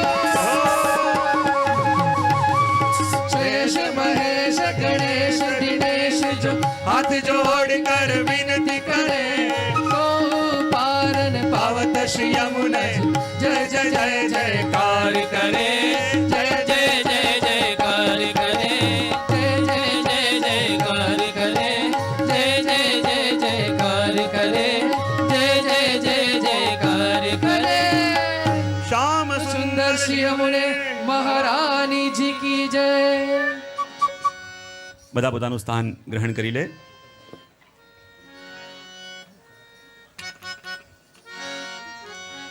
શ્રી યમુનાજી કૃપા કરી વજમાં વાસ મળ્યો. યમુનાજી કૃપા કરી વજમાં બોલાવ્યા. વૈષ્ણવનો સંગ થયો. ઉદ્ધવજી અને વિદુરજી બંને વચ્ચે પ્રભુના બાલ લીલાઓની ઇત્યાદિ ચર્ચા પણ થઈ. પ્રભુના કુશળ સમાચાર પૂછ્યા. ઉદ્ધવજીની આંખમાં અશ્રુ આવ્યા. કહે, આ યાદવોની દશા કેવી છે કે જેમ એક જલની અંદર અનેક માછલાઓ રહેતા હોય અને આકાશમાંથી જ્યારે ચંદ્રમાનું પ્રતિબિંબ એ જલમાં પડે પણ એ જેમ ચંદ્રમાને ઓળખી શકતા નથી એવી જ રીતે યાદવો પણ અભાગી નીકળ્યા. પ્રભુને પામી ન શક્યા. પ્રભુના સુધામ ગમનના સમાચાર સાંભળ્યા કે ભગવાને પ્રભાક્ષેત્રની અંદર બંને ભાગવત ધર્મનો ઉપદેશ આપ્યો અને આ પાદુકા લઈને બદ્રિકાશ્રમ જવાનું કહ્યું. વિદુરજી પૂછવા લાગ્યા કે આપને જે ભગવાને ભાગવત ધર્મનો ઉપદેશ કર્યો કૃપા કરી આપ અમને પણ સંભળાવો. અને ત્યારે ઉદ્ધવજી કહે, જો વિદુરજી, તમારા માટે જે ઉપદેશ કરવાનો હતો એ ભગવાને મૈત્રેયજીને કર્યો છે, માટે આપ જ્યારે મૈત્રેયજી પાસે જશો આપને એ પોતે ઉપદેશ કરીને બતાવશે. એમ કહી બને છૂટા પડ્યા અને વિદુરજી ચાલતા ચાલતા મૈત્રેયજીના આશ્રમમાં આવ્યા. અને જ્યાં મૈત્રેયજીએ વિદુરજીને જોયા, જોતાની સાથે ઓળખી ગયા કે વિદુરજી, જોતાની સાથે હું તમને ઓળખી ગયો, તમે બીજા કોઈ નહીં પણ સ્વયં યમરાજનો જ અવતાર છો. માંડવ્ય મુનિના શ્રાપને કારણે આ યોનિમાં તમારે આવવું પડ્યું છે. પ્રસંગ પણ કંઈક એવો હતો. રાજાના ઘરમાં ચોરી થઈ. સિપાહીઓ ચોરની પાછળ ભાગતા ભાગતા જતા હતા અને ચોરે શું કર્યું, જે ચોરીની સંપત્તિ હતી એ માંડવ્ય મુનિના આશ્રમમાં સંતાડી દીધી. અને ચોરેલી બધી સંપત્તિ જ્યારે મુનિના આશ્રમમાંથી નીકળી, સેનાપતિઓ બધા માંડવ્ય મુનિને પકડીને રાજા પાસે લઈ ગયા. રાજા જાણ્યું કે આ મુનિએ ચોરી કરી છે અને મુનિને મૃત્યુદંડ આપ્યું. જ્યારે મારવાનો પ્રયત્ન કરવામાં આવ્યો પણ એમના પ્રાણ ન ગયા. અને ત્યારે રાજાને લાગ્યું જરૂર આ નિર્દોષ છે અને નિર્દોષને મેં અજાણતા દંડ આપી દીધો. ક્ષમા માંગવા ગયા, ચરણોમાં પડ્યા. ત્યારે માંડવ્ય મુનિ કે રાજન, હું તમને તો ક્ષમા કરીશ પણ નિર્દોષ હોવા છતાં જેને મારા ભાગ્યમાં આ દંડ લખ્યો છે એ યમરાજને હું ક્ષમા નહીં કરું. અને સીધા ત્યાંથી યમરાજ પાસે ગયા. યમરાજ ભયભીત થયા. મુનિ છે અને મુનિને જો મેં યોગ્ય કારણ નહીં આપ્યું મને શ્રાપ આપશે, શું કરું? આવીને પૂછે માંડવ્ય મુનિને કે જો ધર્મરાજ, મેં જીવનમાં કોઈ અપરાધ કર્યો નથી અને જ્યારે મારો જીવન શુદ્ધ છે, કોઈ અપરાધ કર્યો નથી, તો આ કયા અપરાધનું મને દંડ મળ્યું કે નિર્દોષ હોવા છતાં આ મૃત્યુ તુલ્ય પીડા મારે ભોગવી પડી? યમરાજ કહે કંઈક કારણ તો આપવું પડશે, વરના મને શ્રાપ મળશે. અને યમરાજે કહ્યું, જો એમને એમ તો તમે કોઈ અપરાધ કર્યો નથી, પણ જ્યારે તમે 5 વર્ષના બાળક હતા ત્યારે રમતા રમતા તમે એક પતંગિયાના પાંખમાં એક કાંટો ભોગી દીધો હતો અને એનું દંડ તમને મળી રહ્યું છે. સાંભળીને કહેવા લાગ્યા મુનિ કે જો ધર્મરાજ, મેં પણ ધર્મશાસ્ત્રો વાંચ્યા છે અને ધર્મની અને કર્મની ગતિ હું પણ જાણું છું કે બાળકના અબોધ અવસ્થામાં જ્યારે એનાથી કોઈ કર્મ થાય તો એનો દંડ એને પ્રત્યક્ષ ન મળતા એનો દંડ એને સ્વપ્નમાં આપવામાં આવે. સ્વપ્નમાં લાગે હું પડી ગયો, મને વાગી ગયું અને એનો કર્મ ટળી જાય, તો સ્વપ્નમાં આપે મને એનો દંડ આપવો જોઈએ, પણ આપે મને પ્રત્યક્ષ આપ્યું. માટે હું આપને શ્રાપ આપું છું કે આપ શુદ્રવણીમાં જશો અને દીર્ઘકાલ સુધી આ ભૂતલમાં રહેશો. અને એ જ મુનિના શ્રાપ રૂપે ધર્મરાજ આપ સ્વયં વિદુરજી સ્વરૂપે પધાર્યા છો. બતાવો આપનું આવવાનું પ્રયોજન શું છે? અને ત્યારે વિદુરજી કહે, પ્રભુ આપની પાસે આવ્યો તો છું અને મનમાં એક પ્રશ્ન લઈને આવ્યો છું. અચ્છા, બોલે શું પ્રશ્ન છે? બોલે શું બતાવો, કેટલા વર્ષોથી, કેટલા યુગોથી આ પ્રશ્ન મારા મનની અંદર મને સતાવી રહ્યો છે. અને આ પ્રશ્ન એવો છે કે જે માત્ર મારો નહીં પણ માનવ માત્રનો આ પ્રશ્ન છે. બોલે કયો પ્રશ્ન? અને પ્રશ્ન પૂછતા વિદુરજી કહેવા લાગ્યા, સુખાય કર્માણિ કરોતિ લોકો ન તૈ સુખમ વા ન્યદુપારમંબા વિંદેત ભૂય સ્તત એવ દુઃખમ યદત્ર યુક્તમ ભગવાન વદેન યદત્ર યુક્તમ ભગવાન વદેન. વિદુરજી કહે, કૃપાનાથ, એક પ્રશ્ન આપને પૂછવા માંગુ છું જે ઘણા બધા વર્ષોથી મને સતાવી રહ્યો છે. અને પ્રશ્ન એવો છે જે માત્ર મારા મનનો નહીં પણ માનવ માત્રનો એ પ્રશ્ન છે. મૈત્રીજી કહે, પૂછો. વિદુરજી કહે, જો પ્રભુ, આ જગતની અંદર કોઈ પણ માણસ છે ને એક ક્ષણ પણ કર્મ કર્યા વિના રહી ન શકે. આપણે બેઠા છીએ, એક પણ કર્મ છે, આમ જુએ છે, આમ જુએ છે, આમ કર્યું, આ કર્યું, હાથ ઉપર કર્યો, નીચે કર્યો, આ બધું શું છે? આ બધું કર્મ છે. માણસ એક ક્ષણ પણ કર્મ કર્યા વિના રહી શકતો નથી. અને જે પણ માણસ કર્મ કરે છે એનો અલ્ટિમેટ ગોલ એ છે કે મને સુખ મળે, મને આનંદ મળે. બરાબર? હવે માણસ જ્યારે આનંદ મેળવવા માટે જ કર્મ કરી રહ્યો છે તો આજે નહીં તો કાલે એને આનંદ મળવું જરૂર જોઈએ. પણ આ સંસારની રીત કેવી કે સંસારના બધા મનુષ્ય સુખ મેળવવા માટે પ્રયત્ન કરે છે પણ સુખ તો મળતું નથી, વધારે ને વધારે દુઃખી થતા જાય છે. પ્રભુ, આનું કારણ શું? વાત પણ સાચી છે. આ દુનિયાની અંદર આપણે જે પણ પ્રયત્ન કરીએ છીએ અને કહેવાય ને દુનિયાની અંદર માણસ એક ક્ષણ પણ કર્મ કર્યા વિના રહી ન શકે. જ્ઞાનીમાં જ્ઞાની માણસ હોય કે અજ્ઞાનીમાં અજ્ઞાની માણસ હોય. અને કહેવામાં આવે ને કે આ દુનિયાની અંદર અજ્ઞાનીમાં અજ્ઞાની માણસ પણ કોઈ કર્મ કરશે શેના માટે? બોલે મને આનંદ મળે. બરાબર? જ્ઞાનીમાં જ્ઞાની માણસ પણ કોઈ કાર્ય કરશે, પ્રવૃત્તિ કરશે શેના માટે? બોલે મને આનંદ મળે.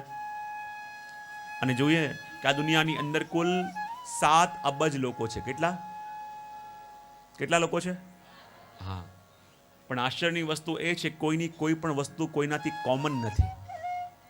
7 અબજ લોકો દુનિયાની અંદર છે પણ કોઈની કોઈ વસ્તુ કોમન નથી. દરેકનો વાળનો રંગ અલગ, આંખોનો રંગ અલગ, ચહેરો અલગ, સ્વભાવ અલગ, વાણી અલગ, ભાષા અલગ, સ્વભાવ, પ્રકૃતિ બધું અલગ. એક પણ વસ્તુ કોઈની કોઈનાથી મળતી નથી. ફિંગરપ્રિન્ટ પણ અલગ. પણ એક વસ્તુ કોમન છે. બોલે શું?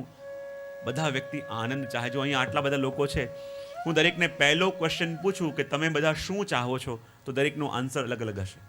કોઈ કે દુકાન નથી ચાલતી, ચાલી જાય. કોઈ કે દીકરા માટે નથી મળતું, કોઈ દીકરી માટે નથી મળતું, કોઈ કે આના માટે નહીં, આ નથી. પહેલો પ્રશ્ન પૂછું કે શું ચાહો છો તો દરેકનો આન્સર અલગ અલગ કે અમે આ ચાહીએ છીએ, આ ચાહીએ છીએ.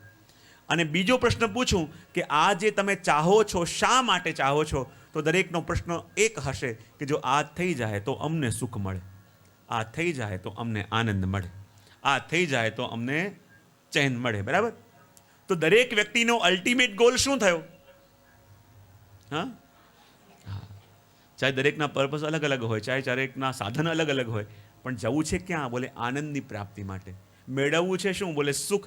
અને જુઓ, હું ઘણીવાર પ્રવચનમાં કહેતો હોઉં કે આ દુનિયામાં જ્યારે આપણે આવ્યા ને તો એક એક વસ્તુ કોઈએ આપણને જ્યારે શીખવાડી ત્યારે આપણે શીખ્યા. આપણને બોલતા પણ કોઈ શીખવાડ્યું, ચાલતા પણ શીખવાડ્યું, ખાતા પીતા શીખવાડ્યું આપણને, હે ને? આપણને દોડતા પણ કોઈ શીખવાડ્યું. એકો એક વસ્તુ જ્યારે કોઈએ આપણને શીખવાડી ત્યારે આપણે શીખ્યા. તો કોઈએ તમને આવું શીખવાડ્યું છે કે હંમેશા સુખ ચાહજો, ભૂલથી ક્યારે પણ દુઃખ ન ચાહતા? કોઈ શીખવાડ્યું છે? તો શીખ્યા વિના આટલી મોટી વસ્તુ આપણને કેવી રીતે આવી ગઈ? કે જ્ઞાનીમાં જ્ઞાની વ્યક્તિ પણ આનંદ મેળવવાનો પ્રયત્ન કરે અને અજ્ઞાનીમાં અજ્ઞાની વ્યક્તિ પણ આનંદ મેળવવાનો પ્રયત્ન કરે. શીખ્યા વિના આટલી મોટી વસ્તુ આપણે શીખી કેવી રીતે ગયા? જીવ માત્રનું આનંદ પ્રત્યેનું આકર્ષણ કેમ છે? તો કહેવામાં આવે ને કે જેમ એક મોટું ચુંબક હોય એના પ્રત્યે નાના ચુંબકને જેમ સહજ આકર્ષણ હોય, એમ આપણે બધા જેટલા પણ જીવો છીએ એ પરમ આનંદનો જ અંશ છીએ. અને પરમ આનંદનો અંશ હોવાને કારણે આપણું સહજ આકર્ષણ જે આનંદ પ્રત્યે છે, એ આપણું આકર્ષણ આનંદ પ્રત્યે નહીં, પણ આપણું આકર્ષણ એ કૃષ્ણ પ્રત્યે જ છે. આ જગતના જે પણ વ્યક્તિ આનંદને ચાહે છે તો એ આનંદ નહીં પણ કૃષ્ણને જ ચાહે છે. માટે ઘણીવાર હું પ્રવચનમાં કહેતો હોઉં કે આ દુનિયામાં કોઈ પણ વ્યક્તિ નાસ્તિક છે જ નહીં. ઘણા કેવું હોઈ શકે, ઘણા તો કહેતા હોય છે ભગવાનમાં બિલીવ નથી કરતા. હું ઘણીવાર કહું કે જે કહેતું હોય ને કે હું ભગવાનમાં બિલીવ નથી કરતો એ પણ નાસ્તિક ન કહેવાય. કારણ કે એ ભગવાનમાં બિલીવ નથી કરતો પણ એ તો બિલીવ કરે છે કે ભગવાનનું એક્ઝિસ્ટન્સ છે અને હું બિલીવ નથી કરતો. તો જે ભગવાનનું અસ્તિત્વ સ્વીકાર કરતો હોય એને નાસ્તિક કેમ મનાય? આ દુનિયામાં કોઈ નાસ્તિક છે જ નહીં. આ દુનિયામાં આપણે સીધા કાન પકડીએ કે ફેરવીને પકડીએ, પણ બધા જે વ્યક્તિ પણ આનંદ મેળવવા માટે પ્રયત્ન કરે છે એ આનંદ માટે નહીં પણ પ્રભુ માટે જ પ્રયત્ન કરે છે. તમે કહેશો એવું કેવું બની શકે? આપ એમ કહો છો કે જે વ્યક્તિ આનંદ મેળવવાનો પ્રયત્ન કરે છે એ કૃષ્ણને જ મેળવવાનો પ્રયત્ન કરે છે, પણ આનંદ તો અમને દુનિયાની બધી વસ્તુઓમાંથી પણ મળે. ફરવા જઈએ તો પણ આનંદ મળે, ક્યાંક બહાર જઈએ તો પણ આનંદ મળે. તો આનંદ તો અમને બહારથી પણ મળે છે. તો જે વ્યક્તિ આનંદની કામના કરે છે તો એમ થોડી કહી શકાય કે કૃષ્ણને જ પામવા માંગે છે. તો જો, હું હંમેશા કહેતો હોઉં કે આ દુનિયાની જેટલી પણ વસ્તુમાંથી આપણને આનંદ મળે ને એની અંદર 2 દોષ રહેલા છે. કેટલા? કયા? એક તો એ દુઃખ મિશ્રિત છે. શું છે? એમાં દુઃખ મળેલું છે. અને બીજું એ ટેમ્પરરી છે. કેવું છે? હા, આ દુનિયાની વસ્તુમાંથી જે આનંદ કે જે સુખ આપણને મળે એમાં 2 દોષ છે. એક તો દુઃખ જોડે મળેલું છે અને બીજું કાયમ રહેવાનું નથી. એક નવી ગાડી લીધી તો બહુ ગમે, બીજા ધક્કા મારવા પડે ત્યારે. લગ્ન થયા ગમ્યું, પણ જ્યાં 1 વર્ષ પૂરું થયું પછી કેમ હસવું આવી ગયું બધાને? આ દુનિયાની જે પણ વસ્તુમાંથી આનંદ મળે, આનંદ દુઃખ મિશ્રિત છે અને કાયમ રહેવાનું નથી. તો મને બતાવો, આમાંથી કોઈને પણ એવો આનંદ જોઈએ કે જે દુઃખથી મળેલો હોય? હા કે ના પાડજો, ખબર પડે મને. હા ના? શું કોઈને પણ એવો આનંદ ગમે કે જે ટેમ્પરરી હોય? કચ શું હોય? હા કે ના? હા કે ના? તો બધા એમ કહેવા માંગે છે કે આ દુનિયામાંથી જે આનંદ મળે છે તો અમારે એવો આનંદ જોઈએ કે જે ટેમ્પરરી ન હોય, જે પરમનન્ટ હોય. બરાબર? જે દુઃખ મિશ્રિત ન હોય, જે પ્યોર આનંદ હોય. તો બધા એ જ આનંદ ચાહે છે ને?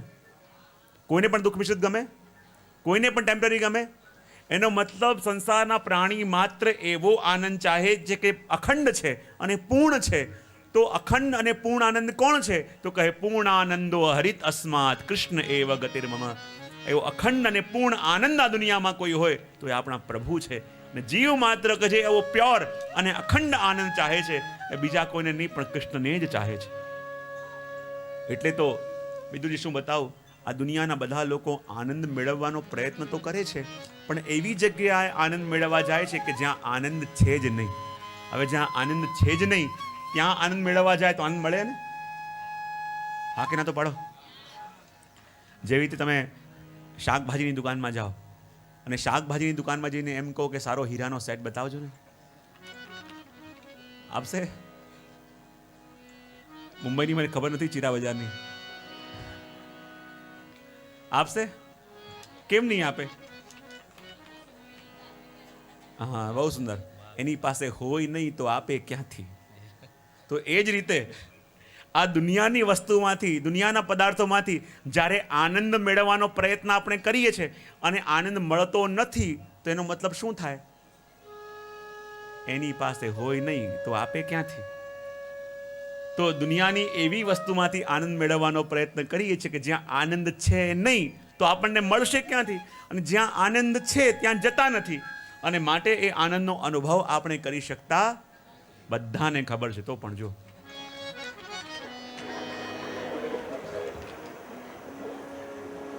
બધી જગ્યાએ ભાગી પણ પ્રભુને ભૂલીએ તો પછી આનંદનો અનુભવ આપણને ક્યારે થઈ ન શકે. ઘણી વાર મારા પ્રવચનમાં વિનમ્રમાં કહેતો કે એક શહેરની અંદર દુનિયાની સૌથી મોટો વરઘોડો નીકળવાનો હતો.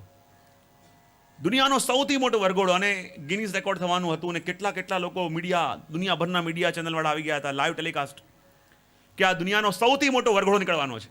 હજારો હાથી, હજારો ઊંટ, હજારો બેલગાડી, હજારો બેન્ડ બાજાવાળા, લાખો વ્યક્તિઓ ચાલવાના હતા.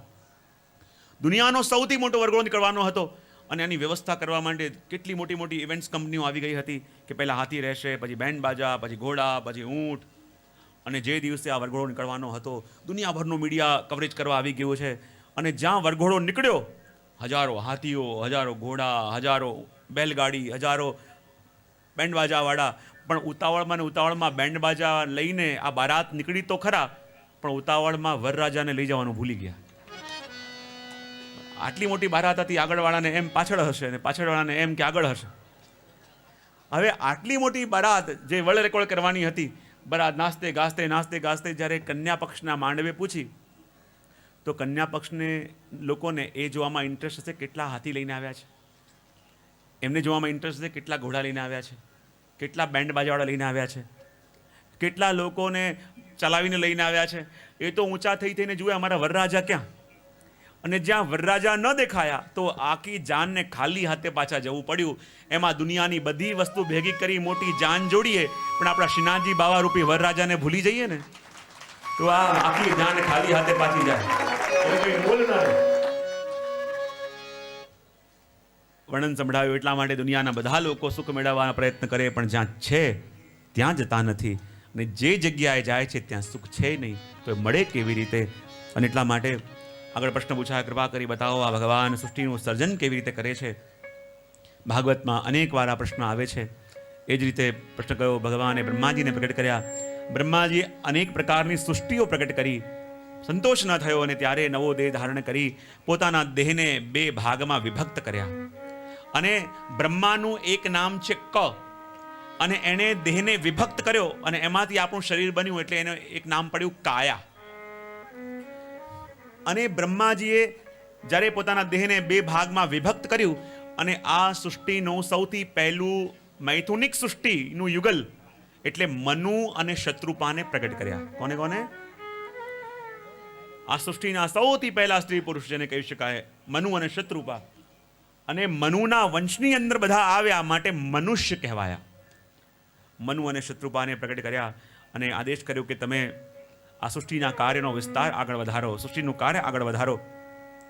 બંને કહેવા લાગ્યા, સૃષ્ટિનું કાર્ય આગળ વધારીએ તો ખરા, પણ ક્યાં રહીએ, રહેવા ક્યાં જઈએ? બ્રહ્માજી કરે એવું કરો કે તમે પૃથ્વીમાં જઈને રહો. કહે કે પૃથ્વીમાં જઈને રહીએ તો ખરા, પણ પૃથ્વી તો રસાતલમાં ડૂબેલી છે. કારણ કે હિરણ્યાક્ષ એ પૃથ્વીને લઈને રસાતલમાં ગયો છે. જ્યારે ચિંતા બ્રહ્માજીને થઈ, અને એ જ વખતે બ્રહ્માજીના નાસિકામાંથી ભગવાન વરાહનું પ્રાગટ્ય થયું. બોલીએ વરાહ નારાયણ ભગવાન કી જય. વરાહ નારાયણનું પ્રાગટ્ય થયું. હાથી જેવું જોતામાં સ્વરૂપ ધારણ કર્યું, રસાતલમાં ગયા, અને રસાતલમાં જઈને એક મુષ્ટિકાનો પ્રહાર કરી હિરણ્યાક્ષનો ઉદ્ધાર કર્યો. પૃથ્વી લઈને આવ્યા, પૃથ્વી પોતે ન રાખી, અને મનુ અને શત્રુપાને આપી. કે આ પ્રસંગ સાંભળ્યો તો ખરા, પણ ખબર ન પડી કે આ હિરણ્યાક્ષ કોણ હતો, આ પૃથ્વી રસાતલમાં કેમ ગઈ હતી? કૃપા કરી આપ અમને બતાવો. અંતરે વર્ણન કરતા કહે કે એકવાર કશ્યપ મુનિ સાયંકાલમાં પોતાના આશ્રમમાં બિરાજમાન હતા. ત્યાં જ એમની પત્ની દીતિ સંધ્યાકાલમાં સુંદર શિંગાર સજી અને લૌકિક વિષયની કામનાથી એના પતિ પાસે આવી. કશ્યપ મુનિ સમજાવવા લાગ્યા, જુઓ દેવી, આ સમય સંધ્યાકાલ છે અને સંધ્યાકાલ એ લૌકિક વિષય વાસના માટે નથી, કારણ કે આ સંધ્યાકાલ એટલે સંધિનો સમય.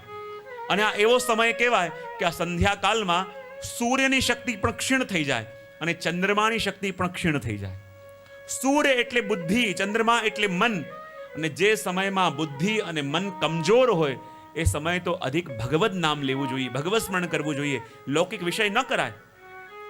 પણ દીતીએ આગ્રહ કર્યો, હટાગ્રહ કરવા લાગી, લૌકિક વિષયની યાચના કરવા લાગી. અને કશ્યપ મુનિ સમજાવે, જુઓ દેવી, સંધ્યાકાલ છે, સામે કોઈની ચિતા બળી રહી છે, ભૂત પ્રેત નાચી રહ્યા છે, આ લૌકિક વિષયનો સમય નથી. પણ દીતીએ ન માન્યું અને લૌકિક વિષય કર્યો. જ્યાં લૌકિક વિષય કર્યો ત્યારે કશ્યપ મુનિએ કહ્યું, જો મેં તને લાખ સમજાવવાનો પ્રયત્ન કર્યો, તું ન માની. આ સંધ્યાકાલમાં લૌકિક વિષય કર્યો, માટે જા, તારા ગર્ભથી 2 રાક્ષસ પ્રગટશે. તમોગુણી કાલની અંદર તે સંવદ કર્યો, તમોગુણી કાલની અંદર તે લૌકિક વિષય કર્યો, 2 રાક્ષસ તારા ગર્ભમાં પ્રગટશે. અને એ જ સ્વરૂપે 2 બાળકો જ્યારે દીતીના ગર્ભની અંદર આવ્યા, અને એવા બાળકો હતા કે જેના ગર્ભમાં આવતાની સાથે આખી સૃષ્ટિમાં ઉત્પાતો થવા લાગ્યા. દેવતાઓ ફરી ગયા પ્રભુ પાસે, કૃપા કરી બતાવો, આ દીતીના ગર્ભમાં જે 2 બાળકો આવ્યા છે કોણ છે? ત્યારે વર્ણન કરીને સંભળાયું કે જ્યારે સનતકુમારો એકવાર પ્રભુના દર્શન કરવા માટે વૈકુંઠમાં ગયા અને ત્યાં પ્રભુના દ્વારપાલ જય અને વિજય એમને રોક્યા. શ્રાપ મળ્યો, તમે બંને અમને રોકો, જાઓ, દૈત્ય બનશો. અને એ જ દૈત્ય સ્વરૂપે હિરણ્યાક્ષ અને હિરણ્યાકશિપુના રૂપે દીતીના ગર્ભની અંદર આવ્યા. હિરણ્યાક્ષ એટલે કોણ? હિરણ્ય એટલે સ્વર્ણ, અને સ્વર્ણમાં જ જેના નેત્રો છે, લોભ એટલે હિરણ્યાક્ષ, અને હિરણ્યાકશિપુ એટલે કામ. અને કહેવાય કે જ્યારે આ 2 બાળકો બહાર ગર્ભમાંથી આવ્યા તેમ વર્ણન મળે છે કે આ બંને બાળકો રોજ 10-10 હાથ વધતા. કેટલા? આપણને લાગે બીજા બાળકને મોટા થતા આટલો સમય લાગે, પણ હિરણ્યાક્ષ અને હિરણ્યાકશિપુ રોજ 10-10 હાથ વધતા. બોલે કેમ? બીજા બધાને વધતા બહુ વાર લાગે, પણ લોભ અને કામ આ 2 વસ્તુ એવી છે એને વધતા જરાય વાર ન લાગે, દિવસે દિવસે વધે. કારણ કે હિરણ્યાક્ષ એ લોભ છે, હિરણ્યાકશિપુ એક કામ છે. અને જ્યાં લોભ વધે અને કામ વધે ત્યાં પૃથ્વી રસાતલમાં ડૂબે. અને જ્યારે પૃથ્વીને લઈને હિરણ્યાક્ષ નીચે ગયો અને એને મારવા માટે ભગવાને અવતાર લીધો વરહાનો. કોનો? વર એટલે શ્રેષ્ઠ, અહ એટલે દિવસ. અને કહેવાય જીવનમાં સૌથી શ્રેષ્ઠ દિવસ કયો કહેવાય? કે જે દિવસે આપણા હાથે આપણને કોઈના માટે કંઈક કરવાનો અવસર મળે, ત્યારે માનું આ શ્રેષ્ઠ દિવસ છે. અને વરહા નારાયણ એટલે કોણ? બોલે વરહા નારાયણ એટલે સંતોષનો અવતાર. કયો અવતાર? જો લોભને મારવાનો હોય ને તો ઈચ્છા પૂર્તિ કરીને ક્યારે પણ લોભ ન મરે. તમે એમ વિચાર કરો કે બસ આ એક વસ્તુ મને મળી જાય, પછી કોઈ વસ્તુની કામના કરવી નથી. બસ આ એક વસ્તુ મને મળી જાય, પછી પ્રભુ પાસે કંઈ નહીં માંગુ. કેટલી વાર વિચાર કર્યો, કેટલી વાર વસ્તુઓ મળતી રહી, પણ જેટલી વાર વસ્તુઓ મળતી રહી કામનાઓ ઓર વધતી રહી. બસ આ એક વસ્તુ મને મળી જાય, પછી મને કાંઈ ના જોઈએ. એ એવું જ કહેવાય કે જેમ તમે અગ્નિને ઓલવવાનો પ્રયત્ન કરો છો, પણ એ પણ ઘી નાખીને, ઘી નાખીને અગ્નિને ઓલવવાનો પ્રયત્ન કરો, અગ્નિ ઓલવવાની જ. તમે એમ વિચાર કરો બસ આ એક વસ્તુ મેળવી લઉં, પછી કંઈ ના જોઈએ. એ તો તમે ઘીથી અગ્નિને ઓલવવાનો પ્રયત્ન કરો છો. અને જ્યારે પણ લોભ મરશે તો લોભની પૂર્તિ કરીને લોભ નહીં મરે. લોભ જ્યારે પણ મરશે ત્યારે સંતોષથી મરશે. શેનાથી મરશે? કહેવાય ને, યુરોપમાં એક દેશ થયો કે જેની અંદર આ ભૌતિકવાદનું સૌથી મોટું સૂત્ર, જેને કહેવાય ને એકદમ ભૌતિકવાદી સૂત્ર, ઈટ ડ્રિંક એન્ડ ડાન્સ જે કહેવાય ને, એ દેશમાં સૂત્ર કોઈ આપ્યું ત્યાં. અને કહેવાય કે જે દેશની અંદર આ ઈટ ડ્રિંક એન્ડ ડાન્સનું સૂત્ર મળ્યું, એ પ્રજા હતી કે જે ગામની બહાર રહેતી, અને એમણે આ સૂત્ર વહેતું કર્યું, ઈટ ડ્રિંક એન્ડ ડાન્સ. અને ત્યાંનો જે રાજા હતો એણે સાંભળ્યું કે આ ઈટ ડ્રિંક એન્ડ ડાન્સ, ખાઓ પીઓ અને નાચો, તે કર્યો, આનંદ કરો, આ કોણે કહ્યું છે? કેટલો ભૌતિકવાદી લોકોએ હશે, શું કરતા હશે? રાજા કે મારે પણ જઈને જોવું છે, કરે છે શું. આખા દુનિયામાં એમનો સૂત્ર પ્રસિદ્ધ થવા લાગ્યો, eat drink and dance, eat drink and dance. રાજા કે મારે જોવા જવું પડશે. અને કહેવાય રાજા જ્યારે એ લોકોને જોવા માટે ત્યાં ગયો, એ લોકો જંગલમાં રહેતા હતા, બધા એક સાથે મળીને રહેતા, એમની પાસે ખાવાનું પણ કંઈ નહોતું. પણ જ્યારે એક સૂકો રોટલો એ લોકો શેકે, અને સૂકો રોટલો ખાવાનું હતું, પીવાનું પણ કંઈ હતું નહીં, એ ખાલી ચોખાનું જે પાણી હોય એ ચોખાનું પાણી પોતે રાખ્યું હતું. અને બધા મળીને કહેતા કે જો આજે પ્રભુની કેટલી મોટી કૃપા કે આજે પણ આપણને પ્રભુએ ભૂખ્યા ન રાખ્યા. માટે પ્રભુએ જે કૃપા કરીને આપ્યું છે ઈટ, પ્રભુએ જે કૃપા કરીને આપ્યું છે ડ્રિંક, અને પ્રભુને ધન્યવાદ આપવા માટે ડાન્સ. ખાઓ પીઓ અને પ્રભુને ધન્યવાદ આપવા માટે નૃત્ય કરીને એ લોકો પ્રભુને અભિવાદન આપતા. જે સૂત્ર આજે ભૌતિકવાદનું સૌથી મોટું સૂત્ર કહેવાય, પણ એ સૂત્રને આપનાર એવા સંતોષી જીવો હતા કે પ્રભુએ જે આપ્યું છે એનો સંતોષ માનતા, પ્રભુએ જે આપ્યું છે એનો ધન્યવાદ માનતા, અને એના દ્વારા જ પ્રભુની કૃપાનો અનુભવ થઈ શકે. એ વાત આ વરાહનારાયણના ચરિત્રમાં કહી. તૃતીય સ્કંદની અંદર મુખ્ય બે કથાઓ છે. એક તો ભગવાન વરાહનું ચરિત અને બીજું ભગવાન કપિલનું ચરિત. વર્ણન કરતા કહે, મનુવાદમાં 3 કન્યા થઈ, આકુતિ, દેવહૂતિ અને પ્રસૂતિ. એમાંથી દેવહૂતિના લગ્ન થયા કડદમજી સાથે, જેના ઘરમાં ભગવાન કપિલ પ્રગટ્યા. કૃપા કરી અમને પ્રસંગ સંભળાવો.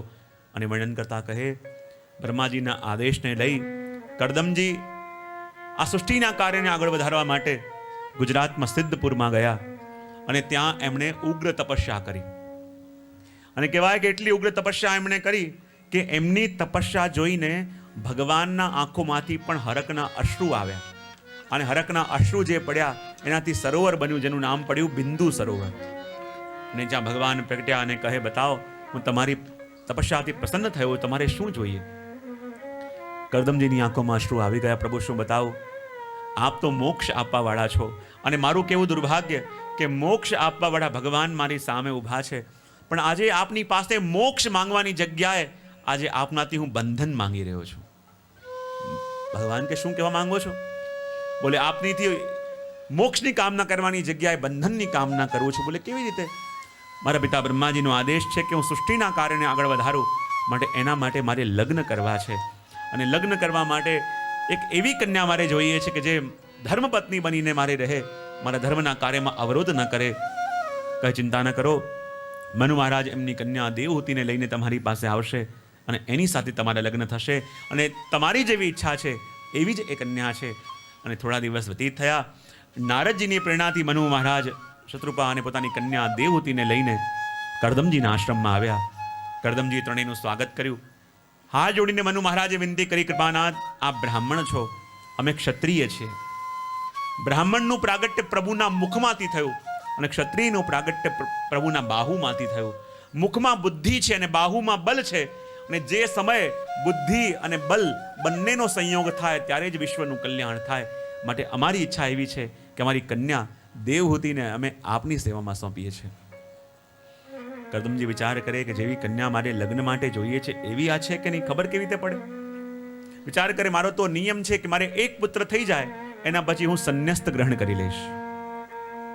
શત્રુપા વિચાર કરવા લાગ્યા, ભાઈ તો લગ્ન થયા નથી અને સંસારની વાત કરે છે, કેમ કહીને આપણે દીકરીને આપીશું? પણ દેવહૂતિ બોલ્યા કે ના, મારે જેવા વરની કામના છે આ બિલકુલ એવા જ છે. હું તમારી બધી શરતો મંજૂર કરવા તૈયાર છું, પણ મેં પતિ રૂપે આપને જ નક્કી કરી લીધા છે. અને કહેવાય બંનેના લગ્ન થયા. અને કહેવાય જ્યારે લગ્ન થાય અને વ્યક્તિ જ્યારે અશ્વની ઉપર સવાર કરે, જ્યારે ઘોડાની ઉપર સવાર થાય, અને ઘોડાની ઉપર જ્યારે સવાર થાય અને ઘોડો એક ડગલું આગળ વધે ત્યારે બ્રહ્મચર્ય આશ્રમમાંથી ગૃહસ્થ આશ્રમમાં પ્રવેશ કરે. અને લગ્ન કરે ત્યારે શા માટે અશ્વ પર બેસાડવામાં આવે? ઘોડાની ઉપર કેમ? કારણ કે ઘોડો પ્રતીક છે આપણી ઇન્દ્રિયોનો, સેન્સનો. શા માટે? આપણા ઉપનિષદોની અંદર આપણી ઇન્દ્રિયોને ઘોડાની ઉપમા આપવામાં આવી છે. જેમ ઘોડાની સવારી તમે કરી લો, સવારી કરતા આવડે છે તો તમે જ્યાં લઈ જશો ત્યાં ઘોડો જશે. સવારી કરી લીધી છે અને સવારી કરતા આવડતી નથી તો જ્યાં ઘોડો લઈ જશે ત્યાં તમારે જવું પડશે. નથી કહેતા આપણે, અમારે કહેવું નહોતું પણ કહી દીધું, અમારે ત્યાં જવું નહોતું પણ ચાલ્યા ગયા, અમારે આ ખાવું નહોતું પણ ખાઈ લીધું. શા માટે? એ ઇન્દ્રિયો રૂપી ઘોડાની સવારી કરી લીધી છે, સવારી કરતા આવડતી નથી, માટે ઇન્દ્રિયો જ્યાં ઘસડીને લઈ જાય છે અને પાછળ પાછળ ઘસરાતા ઘસરાતા આપણે પણ ચાલ્યા જઈએ છીએ. અને જ્યારે ગૃહસ્થ આશ્રમની અંદર પ્રવેશ થયો અને કહેવાય એ જ વખતે કરદમજીએ 12 વર્ષનું અખંડ બ્રહ્મચર્યનું વ્રત લઈ લીધું. અહીં તો લગ્ન થયા છે અને લગ્ન કરતાની સાથે 12 વર્ષનું બ્રહ્મચર્યનું વ્રત લીધું. પણ દેવહૂતિએ કોઈ ફરિયાદ ન કરી, કોઈ અપેક્ષા ન કરી. જ્યારે તપસ્યામાં રત રહેતા અને બોર ખાઈને જે બોરના ઠળિયા ફેંકતા અને ઠળિયામાં લાગેલા અંશનું ગ્રહણ કરીને એ દેવહૂતિ પોતાના જીવનનો નિર્વાહ કરતી. વર્ષો વીત્યા અને આ વર્ષો દરમિયાન કરદમજી તો ભૂલી પણ ગયા કે એમના લગ્ન થયા હતા. અને એક દિવસ જ્યાં દેવહૂતિ સામેથી પસાર થતી હતી, જોયું, વિચાર કરવા લાગ્યા કે આ દેવીને ક્યાંક જોયા છે. પૂછ્યું, દેવી તમે કોણ છો? અને એમણે આવીને કહ્યું, હું તો આપની દાસી છું, આપની સાથે મારા લગ્ન થયા હતા. અને ત્યારે કરદમજીને યાદ આવ્યું, અરે આટલા વર્ષો વીતી ગયા, મેં તો આને કોઈ સુખ આપ્યું નથી, પણ આણે મારી પાસે કોઈ સુખની કામના પણ કરી નથી. હું તો આને કંઈ આપી ન શક્યો, પણ આણે મારી પાસે કોઈ અપેક્ષા પણ નથી રાખી. બહુ દુઃખ એમને થયું. કહે, બતાવો દેવી, તમારી શું ઈચ્છા છે? બસ એ જ ઈચ્છા છે કે મારું સૌભાગ્ય અખંડ રહે. કરદમજી કહે, જાઓ દેવી, સામે સરોવર છે, એમાં સ્નાન કરીને આવો. ચાલતા ચાલતા દેવહૂતિ જ્યારે સરોવરમાં સ્નાન કરવા માટે પ્રવેશ્યા, અંદર એક ભવનનું દર્શન એમણે કર્યું. અનેક એવાંગનાઓ જેવી સ્ત્રીઓ અંદરથી નીકળી અને દેવહૂતિને દિવ્ય લેપોથી સ્નાન કરાવી, શૃંગાર કર્યા. અને જ્યારે દેવહૂતિજી બહાર આવ્યા, લાગ્યું જાણે સાક્ષાત લક્ષ્મીજી આવ્યા હોય એવું સ્વરૂપ એમનું થઈ ગયું. અને અહીંયા કરદમજીએ પણ યોગ બલથી પોતાને યુવાન બનાવી લીધા અને યોગ બલથી એક વિમાનનું નિર્માણ કર્યું, જેનું નામ કામદ. અને આ વિમાન એવું કે જ્યાં જવાની ઈચ્છા થાય ત્યાં એ દિશામાં વિમાન ઉડે. એની અંદર અનેક ભવન હતા, અનેક બાગ બગીચાઓ હતા, અનેક ઉપવનો હતા. અને વિમાનમાં બેસીને વર્ષો સુધી પરિભ્રમણ કર્યું. એના ફળ સ્વરૂપે એમને ત્યાં 9 કન્યાઓ થઈ. હવે કરદમજીને લાગ્યું કે આ પ્રભુની ભક્તિ માટે જીવન મળ્યું છે અને આ મેં ક્યાં વેડફી નાખ્યું. વિમાનને લઈને નીચે આવ્યા, સંન્યાસની કામના વ્યક્ત કરી. દેવહૂતિએ શબ્દો યાદ અપાયા કે આપનો સંકલ્પ હતો એક પુત્ર થઈ જાય પછી આપ સંન્યસ્ત ગ્રહણ કરશો. અને થોડા સમય વ્યતીત થયો, લગ્ન ગ્રહ વાર તિથિ નક્ષત્ર અનુકૂળ આયા અને દેવહૂતિજીને ત્યાં ભગવાન કપિલનો પ્રાગટ્ય થયો. બોલે કપિલ નારાયણ ભગવાન કી જય. ચિહ્નો જોયા અને મોટા જ્ઞાનીઓએ કહ્યું કે તમારે ઘેર જે આ ભગવાન કપિલ પ્રગટ્યા છે એ સાધારણ કોઈ મનુષ્ય નહીં, પણ સ્વયં નારાયણ છે, સ્વયં ભગવાન છે. અને એમને અવતરિત થયા નથી. કહેવાય છે કે આ માતાનો ઉદ્ધાર કરવા માટે પ્રગટ્યા છે. અને માતાના ઉદ્ધાર માટે પ્રગટ્યા છે એ શબ્દ યાદ રહી ગયા. કરદમજી તો સંન્યસ્ત ગ્રહણ કરીને પાછા પધાર્યા વનની અંદર. અને હવે એ પ્રસંગ આવ્યો. એક દિવસ ભગવાન કપિલ પથ્થરની શિલા ઉપર વિરાજમાન છે. દેવહૂતિ વૃદ્ધ થયા છે, અશક્ત દેહ થયો છે અને વૃદ્ધ થયા છે. પણ એ નાનપણના શબ્દો યાદ આવ્યા કે બ્રાહ્મણો કીધું હતું કે આપના ઘરમાં જે આ પુત્રનો જન્મ થયો છે એ સ્વયં ભગવાન છે અને માતાનો ઉદ્ધાર કરવા માટે પ્રગટ્યા છે. અને જ્યારે આ શબ્દોનું સ્મરણ એમને થયું અને ચાલતા ચાલતા દેવહૂતિ એ શિલા ઉપર વિરાજમાન ભગવાન કપિલ પાસે ગયા. જઈને હાથ જોડીને વિનંતી કરી, દંડવત કર્યા. ભગવાન કહેવા લાગ્યા, અરે મૈયા, તમે મને હાથ જોડો કેમ છો? હું તમારો પુત્ર છું, તમે મારી માં છો, મને કેમ વંદન કરો છો? ને ત્યારે દેવહૂતિ બોલ્યા કે જો પ્રભુ, આજે હું આપની પાસે આવીશું પણ આપની માં બનીને નહીં, આપની શિષ્ય બનીને આવીશું. હે પ્રભુ, કૃપા કરો અને મારા પ્રશ્નોનો ઉત્તર આપ આપો.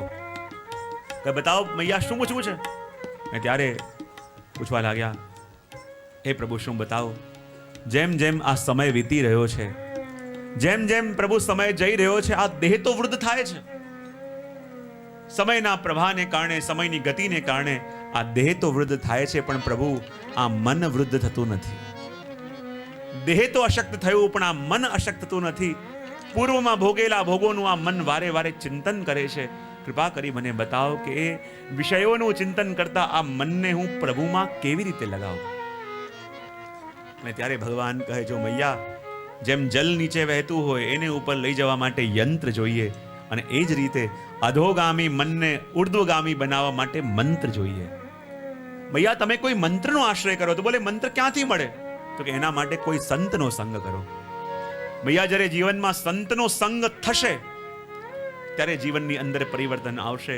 તો કહે સંત કેવા હોય, એના લક્ષણ આપ્યા છે. તિતિક્ષવ કારુણિકા સુરદ સર્વદેહિના અજાત શત્રવ શાંતા સાધવ સાધુભૂષણ. સંતના લક્ષણ કયા? તિતિક્ષવ, જે સહનશીલ છે, જે સંતોષી છે, એવા સાધુનો સંગ કરવો. જો આ દુનિયાની અંદર સંગ કોનો કરવો એમાં પણ બહુ ધ્યાન રાખવાની જરૂર છે. કારણ કે સત્સંગનો રંગ ચડતા વર્ષો લાગી જાય, પણ દુસ્સંગનો રંગ લાગતા એક ક્ષણની વાર પણ ન લાગે. દુનિયામાં સાચો સત્સંગ ન મળે એકવાર વાંધો નહીં, પણ ક્યાંક દુસ્સંગ ન થઈ જાય એના માટે બહુ સાવધાન રહેવાની જરૂર છે. સંગ કરવો પણ કોનો કરવો? તો કહે જે સંતોષી હોય એનો સંગ કરો. મેં ક્યાંક સાંભળ્યું હતું વિનોદમાં કે ક્યાંક એકવાર એક વાઘ અને એક બકરી બંને ક્યાંક જોડે કંઈક હોટલમાં ખાવા માટે ગયા. વેટર આવીને પૂછ્યું કે અમને શું જોઈએ છે? બકરીએ કહ્યું મને આ વસ્તુ ખાવી છે. તમારી જોડે જે વાઘ આવ્યો છે એને શું ખાવું છે? બોલે એને કંઈ નથી ખાવું. બોલે તમને કેવી રીતે ખબર પડે એને કંઈ નથી ખાવું? ત્યારે બકરી કે હું જાણું છું કે એ ભૂખ્યો નથી, માટે જ મેં એનો સંગ કર્યો છે. જો એ ભૂખ્યો હોત તો સૌથી પહેલાં મને ખાત. તો આ દુનિયામાં સંગ કરવો તો કોનો સંગ કરવો? કે જે સંતોષી છે. સંગ કોનો કરવો? કે જેના સંગથી આપણું રંગ બદલાય. ને જો આ દુનિયાની અંદર સંતના લક્ષણ તો બતાયા કે આ બધા લક્ષણો, અહીંયા જરા અવાજ ઓછો કરાવજો. બોલે કૃષ્ણ કનૈયા.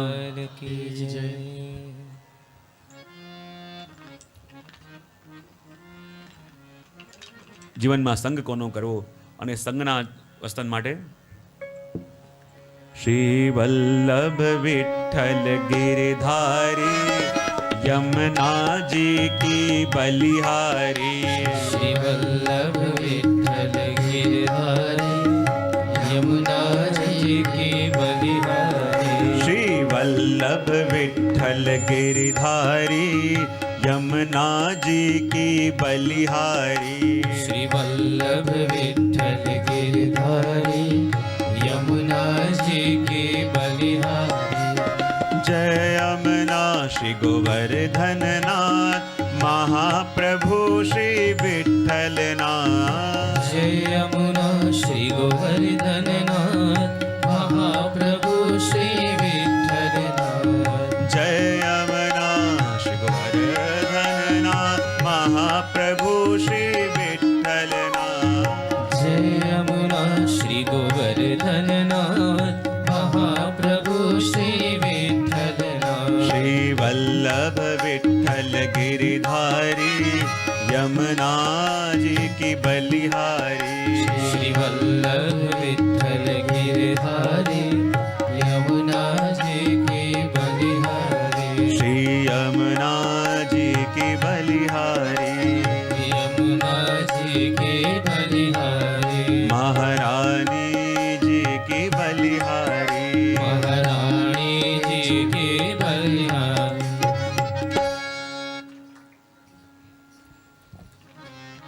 સંતના લક્ષણની વાત કરી કે આવા લક્ષણ જેની અંદર દેખાય એનો સંગ કરવો.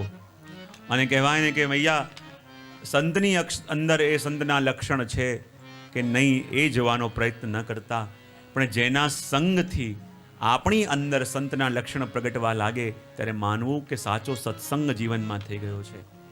અને જ્યારે વર્ણન કરવા લાગ્યા અનેક પ્રકારના વર્ણન કર્યા. અષ્ટાદી માર્ગ, ઉમરાદી માર્ગનું વર્ણન કર્યું. એના પછી સાત્વિક, રાજસ, તામસ ભક્તોના વર્ણન કર્યા. ત્રણેય પ્રકારની ભક્તિનું વર્ણન કર્યું. દેહે ગેહમાં આસક્ત જીવનું વર્ણન કર્યું. અને કહેવાય ને બધા કહેતા હોય કે નરકમાં જ્યારે જીવ જાય ને તેલમાં તળે ને અગ્નિમાં બાળે, તો કે આ બધી પીડા માણસ ક્યાં અનુભવ કરે? કે જ્યારે માના ગર્ભની અંદર હોય. અને ગર્ભની અંદર જ્યારે બાળક હોય, માં તીખું ખાય, તેલવાળું ખાય, અને એ બધી યાતનાઓનો અનુભવ બાળક એ માના ગર્ભની અંદર કરે. અને ગર્ભની અંદર બાળક જ્યારે એ યાતનાઓનો અનુભવ કરે ત્યારે અંદર રહીને એટલો પીડિત થાય કે ભગવાનની સ્તુતિ કરે છે. અને સ્તુતિ પણ ભાગવતમાં છે. અને જ્યારે એ સ્તુતિ ગર્ભની અંદર કરી રહ્યો છે એટલા માટે જ્યારે ગર્ભની અંદર બાળક હોય ત્યારે એના બે હાથ જોડેલા હોય ને મસ્તક નમેલું હોય. અંદર રહીને પ્રભુની સ્તુતિ કરે છે કે હે પ્રભુ, કર્મો એવા કર્યા કે આ ગર્ભવાસ મારે ભોગવવો પડ્યો, પણ હવે એકવાર પ્રભુ મારા પ્રાણોની રક્ષા કરો.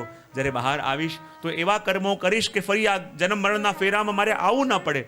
અને ભગવાન એની રક્ષા કરે. જુઓ, ભગવાને ખાલી માતાના ગર્ભમાં પરીક્ષિતની રક્ષા કરી એવું નથી, આપણા બધાની રક્ષા માના ગર્ભમાં ભગવાને જ કરી છે.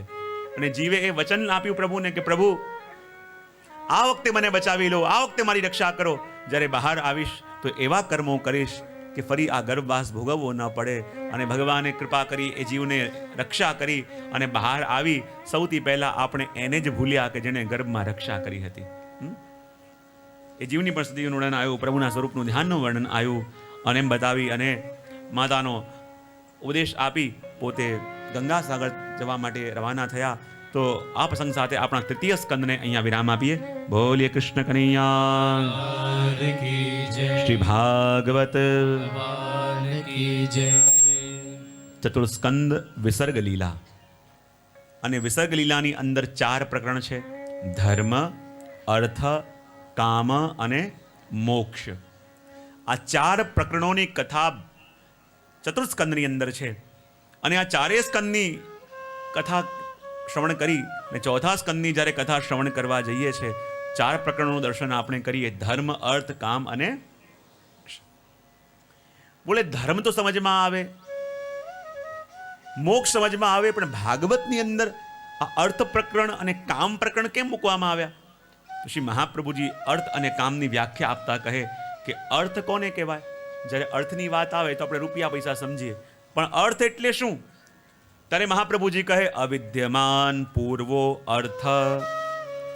શ્રી મહાપ્રભુજી કહે અર્થ પુરુષાર્થ એને કહેવાય કે ભગવાન કોઈને એવી વસ્તુ આપે કે જે વસ્તુ પહેલા કોઈને મળી નથી, તો એને કહેવાય અર્થ. એમાં કથા આવે ધ્રુવજીની. તો ધ્રુવજીને જે ધ્રુવલોક ભગવાને આપ્યું, પહેલા કોઈને આપ્યું તો નહીં. કામ પુરુષાર્થ કોને કહેવાય? તો ભગવાન મહાપ્રભુજી કહે વિદ્યમાન પૂર્વો કામ. જે વસ્તુ ભગવાને પહેલા પણ કોઈને આપી હતી એ વસ્તુ પાછી કોઈને આપે એને કહેવાય કામ. પૃથુરાજાએ પ્રભુના ચરણારવિંદની સેવા માંગી. એ ચરણારવિંદની સેવા લક્ષ્મીજી તો પહેલાથી કરતા હતા, માટે કોઈને આપેલું હતું એ કોઈને આપે એને કહેવાય કામ પુરુષાર્થ. હવે જુઓ, ધર્મ, અર્થ, કામ અને મોક્ષ, આ 4 પ્રકરણની જ્યારે ચર્ચા આવે તો હું કાયમ એક વિષય જરૂર છેડતો હોઉં છું કે આપણે ત્યાં યુગોથી ચર્ચા ચાલતી આવે કે કર્મ અધિક બલવાન કે ભાગ્ય? કોણ વધારે બલવાન? એક પક્ષ કહે છે કે કર્મ અધિક બલવાન, કારણ કે કર્મ કરે તો ભાગ્ય સાથ આપે, કર્મ કરે નહીં તો જંગલના રાજા સિંહને પણ ભોજન ન મળે. ભાગ્યમાં બધું લખાયું હોય પણ માણસ કર્મ ન કરે તો ભાગ્ય સાથ ન આપે. તો એક પક્ષ માનવનો એવો છે જે કહે કર્મ અધિક બલવાન, અને બીજો પક્ષ એમ કહે કે વર્ષોથી અમે કર્મ કરીએ છીએ, વર્ષોથી સખત મહેનત કરીએ છીએ, પણ જ્યાં છીએ ત્યાં ને ત્યાં છીએ. એમને એમ લાગે છે કે ભાગ્ય બલવાન અમારા ભાગ્યમાં નહીં હોય. તો કર્મ અધિક બલવાન કે ભાગ્ય બલવાન અધિક? શું? કર્મ ભાગ્ય શું? તો જે અનેક લોકો કર્મો કરે છે, વર્ષોથી મહેનત કરે છે, અને વર્ષોથી મહેનત કર્યા છતાં પણ એના ભાગ્યમાં કોઈ પરિવર્તન નથી આવતું, એ વ્યક્તિને એમ લાગે છે કે ભાગ્ય અધિક બલવાન. તો કર્મ અધિક બલવાન કે ભાગ્ય અધિક બલવાન? જો આપણા ઋષિમુનિઓએ છે ને આ 4 પુરુષાર્થોને 2 ભાગમાં વાંટી દીધા. કેટલા ભાગમાં? સૌથી પહેલો પુરુષાર્થ ધર્મ અને છેલ્લો પુરુષાર્થ મોક્ષ. આ 2 પુરુષાર્થ કેવા છે? તો કહેવાય કે આ 2 પુરુષાર્થો છે કર્મને આધીન. કયા 2 પુરુષાર્થ? ધર્મ અને મોક્ષ. આ 2 પુરુષાર્થ કોને આધીન? અને કર્મને આધીન એટલે શું? આના માટે જેટલું કર્મ કરશો એટલું તમને પ્રાપ્ત થશે. અને બીજા 2 પુરુષાર્થ અર્થ અને કામ, આ 2 પુરુષાર્થ શું છે? બોલે ભાગ્યને આધીન. કોને આધીન? અને ભાગ્યને આધીન એટલે જેટલું ભાગ્યમાં લખાઈને લાયા એનાથી આટલું પણ વધારે મળવાનું નથી. તો જુઓ, આપણે ગડબડ ક્યાં કરી? પહેલો પુરુષાર્થ ધર્મ અને ચોથો મોક્ષ, આ બંને શેને આધીન છે? કર્મને આધીન. જેટલું કર્મ કરીશું એટલું મળશે. અને ચોથો અને ત્રીજો કયો? અર્થ અને કામ, શેને આધીન? જેટલું લખાઈને લાયા એટલું મળશે. પણ આપણે ગડબડ શું કરી કે ધર્મ અને મોક્ષ જે કર્મને આધીન છે એને છોડ્યા ભાગ્યને ભરોસે. અને જે 2 પુરુષાર્થ ભાગ્યને આધીન છે, આખું જીવન આપણે એના માટે કર્મ કરી રહ્યા છીએ. ધર્મ અને મોક્ષ કોને આધીન છે? કર્મને. પણ એને ક્યાં છોડવું આપણે? ભાગ્યના ભરોસે. કે ના, પ્રભુની સેવા કરવાની તો બહુ ઈચ્છા છે, બહુ ઈચ્છા છે, પણ જ્યારે બધું અનુકૂળ થશે, બધી જગ્યાએ વ્યવસ્થિત કામ થઈ જશે, ઘરના લોકો પણ એકદમ સરસ અનુકૂળ થઈ જશે, ક્યાંય જીવનમાં વિઘ્ન નહીં હોય, જીવનમાં ક્યારે પણ કોઈ પ્રોબ્લેમ નહીં હોય, અને જ્યારે બધું અનુકૂળ થશે ત્યારે ઠાકોરજીની સેવા. સાચે સાચે બતાવો, આવું ક્યારે થવાનું છે? બધું અનુકૂળ થઈ ગયું, બધી જગ્યાએથી અનુકૂળ થયું, બધી રીતે અનુકૂળ થયું એવું ક્યારે પણ કોઈને થયું હતું? આગળ થવાનું છે તો પણ આપણે કહીએ છીએ ને કે બધું અનુકૂળ થશે ત્યારે ઠાકોરજીની સેવા કરીશું, બધું અનુકૂળ થશે ત્યારે પ્રભુનું નામ લઈશું. તો જેના માટે કર્મ કરવું છે એને છોડ્યું આપણે ભાગ્યના ભરોસે, અને જે ભાગ્યને આધીન છે આખું જીવન એના માટે કર્મ કરી રહ્યા છીએ, માટે આપણા બંને હાથ ખાલી રહી જાય છે. એટલા માટે આ ધર્મ પુરુષાર્થની અંદર સતી ચરિતનું વર્ણન કર્યું, અને વર્ણન કરતા કહે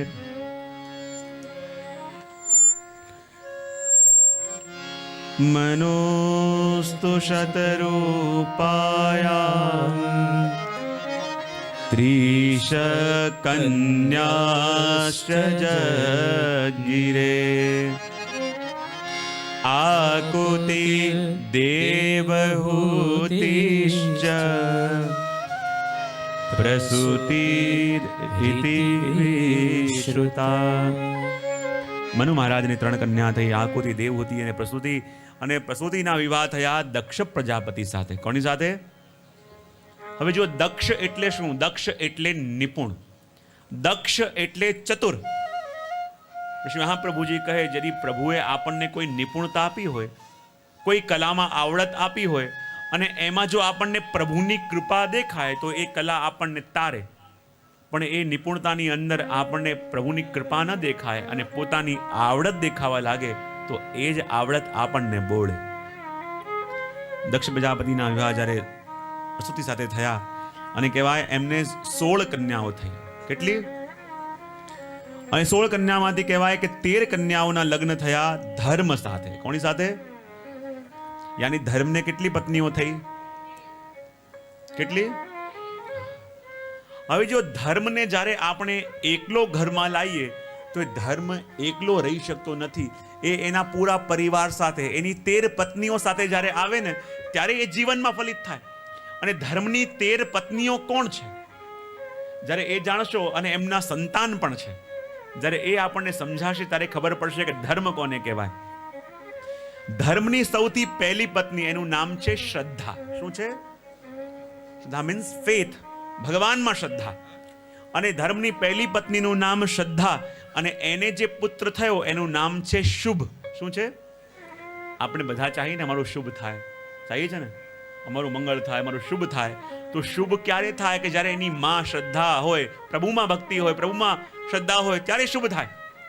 ધર્મની બીજી પત્નીનું નામ છે મૈત્રી. શું છે? મૈત્રી એટલે બધાથી મિત્રતા, અને બધાથી જ્યારે મિત્રતા હોય તો એ મૈત્રીને પુત્ર થયો, એનું નામ છે પ્રસાદ. શું છે? પ્રસાદ એટલે પ્રસન્નતા. માણસ પ્રસન્ન ક્યારે રહી શકે? જ્યારે બધા સાથે મિત્રતા હોય ત્યારે. ધર્મની ત્રીજી પત્નીનું નામ છે દયા. શું છે? દયા પણ ધર્મની પત્ની, અને એને જે પુત્ર થયો એનું નામ છે અભય. નિર્ભય કોણ રહી શકે? જેને બધા માટે દયા હોય. ધર્મની ચોથી પત્ની છે, એનું નામ છે શાંતિ. શું છે? બરાબર. શાંતિ કોની પત્ની છે? હા, ધર્મની. અને ધર્મ જીવનમાં હશે તો એની પત્ની એને ગોતતી આવશે. ધર્મની ચોથી પત્ની, એનું નામ શાંતિ, અને એને જે પુત્ર થયો એનું નામ સુખ. આપણે કહીએ ને સુખ શાંતિ કહીએ ને. સુખ શાંતિ શા માટે કહીએ? કારણ કે સુખ એ બીજો કોઈ નહીં પણ શાંતિનો જ દીકરો છે. હવે જીવનમાં બધા આપણે ચાહીએ છીએ કે સુખ મળે, હા કે ના? સુખ ક્યારે મળે? કે જ્યારે એની માં હોય. તો દરેકને સુખ જોઈએ છે, તો સુખની માં કોણ છે? હા, સુખ જોઈએ છે પણ અશાંત રહીને સુખ ગોળવાનો પ્રયત્ન કરીએ છીએ. સુખ ચાહીએ છે આપણને, પણ શાંતિના ભોગે આપણે સુખ મેળવવાનો પ્રયત્ન કરીએ છીએ. તો શાંતિના ભોગે સુખ નહીં મળે, કારણ કે સુખ એ શાંતિનો દીકરો છે. જ્યારે શાંતિ મનમાં આવશે તો સહજ રીતે એનો દીકરો સુખ પણ આપણા જીવનમાં આવશે. ધર્મની માતૃનું નામ છે તુષ્ટિ. શું છે? અને તુષ્ટિ એટલે શું? તુષ્ટિ એટલે સંતોષ. અને સંતોષ ને જે પુત્ર થયો એનું નામ છે મુદ. શું છે? પ્રસન્ન. પ્રસન્ન કોણ રહી શકે? કે જેને મનમાં સંતોષ હોય એ. ધર્મની છઠ્ઠી પત્નીનું નામ છે પુષ્ટિ. શું છે? અને પુષ્ટિ એટલે શું? પુષ્ટિ એટલે કૃપા. અને એને જે પુત્ર થયો એનું નામ સ્મય. અને સ્મય એટલે ધર્મ માટેનો ગૌરવ. અને પછી આગળ પત્નીનું નામ આવે છે ક્રિયા. ધર્મની 7મી પત્નીનું નામ છે શું? ક્રિયા. ક્રિયા એટલે એક્શન. આપણે જે પ્રવૃત્તિ કરીએ છીએ, અને સખત મહેનત કરીએ છીએ, કર્મ કરીએ છીએ, અને આપણે કર્મ કરતા રહીશું તો ક્રિયાને જે પુત્ર થયો એનું નામ શું? યોગ. શું યોગ કોને કહેવાય? અપ્રાપ્ય વસ્તુની આપણને પ્રાપ્તિ થાય. ભગવાન કહે ને યોગક્ષેમમ વહામ્યહમ. તેમાં યોગ એટલે શું? દુર્લભ વસ્તુ આપણને મળે એને કહેવાય યોગ. અને દુર્લભ વસ્તુ કોને મળે? કે જ્યારે એની માં ક્રિયા હોય ત્યારે. બરાબર? તો ક્રિયાને પુત્ર થયો એનું નામ યોગ. ધર્મની 8મી પત્નીનું નામ છે ઉન્નતિ. શું છે? ઉન્નતિ એટલે પ્રગતિ. અને જ્યારે ઉન્નતિ નામની પત્ની આવી તો એને જે પુત્ર થયો એનું નામ છે દર્પ. દર્પ એટલે અહંકાર. હવે જો માં આવશે ને તો દીકરો પણ આવશે. જ્યારે જીવનમાં પ્રગતિ થવા લાગે, જ્યારે જીવનમાં સફળતા મળવા લાગે, ત્યારે સાવધાન થઈ જવાનું કે આ સફળતા આવી છે તો એનો દીકરો થવાનું એનું નામ છે દર્પ. અને દર્પ એટલે અહંકાર. અને અહંકાર ક્યાંક આવી ન જાય એના માટે સાવધાન રહેવાનું. ધર્મની 8મી પત્નીનું નામ છે બુદ્ધિ. શું છે? અને એના જે દીકરો થયો એનું નામ છે અર્થ. અર્થ ક્યારે મળે? કે જ્યારે બુદ્ધિ હોય. આગળ આવે છે ધર્મની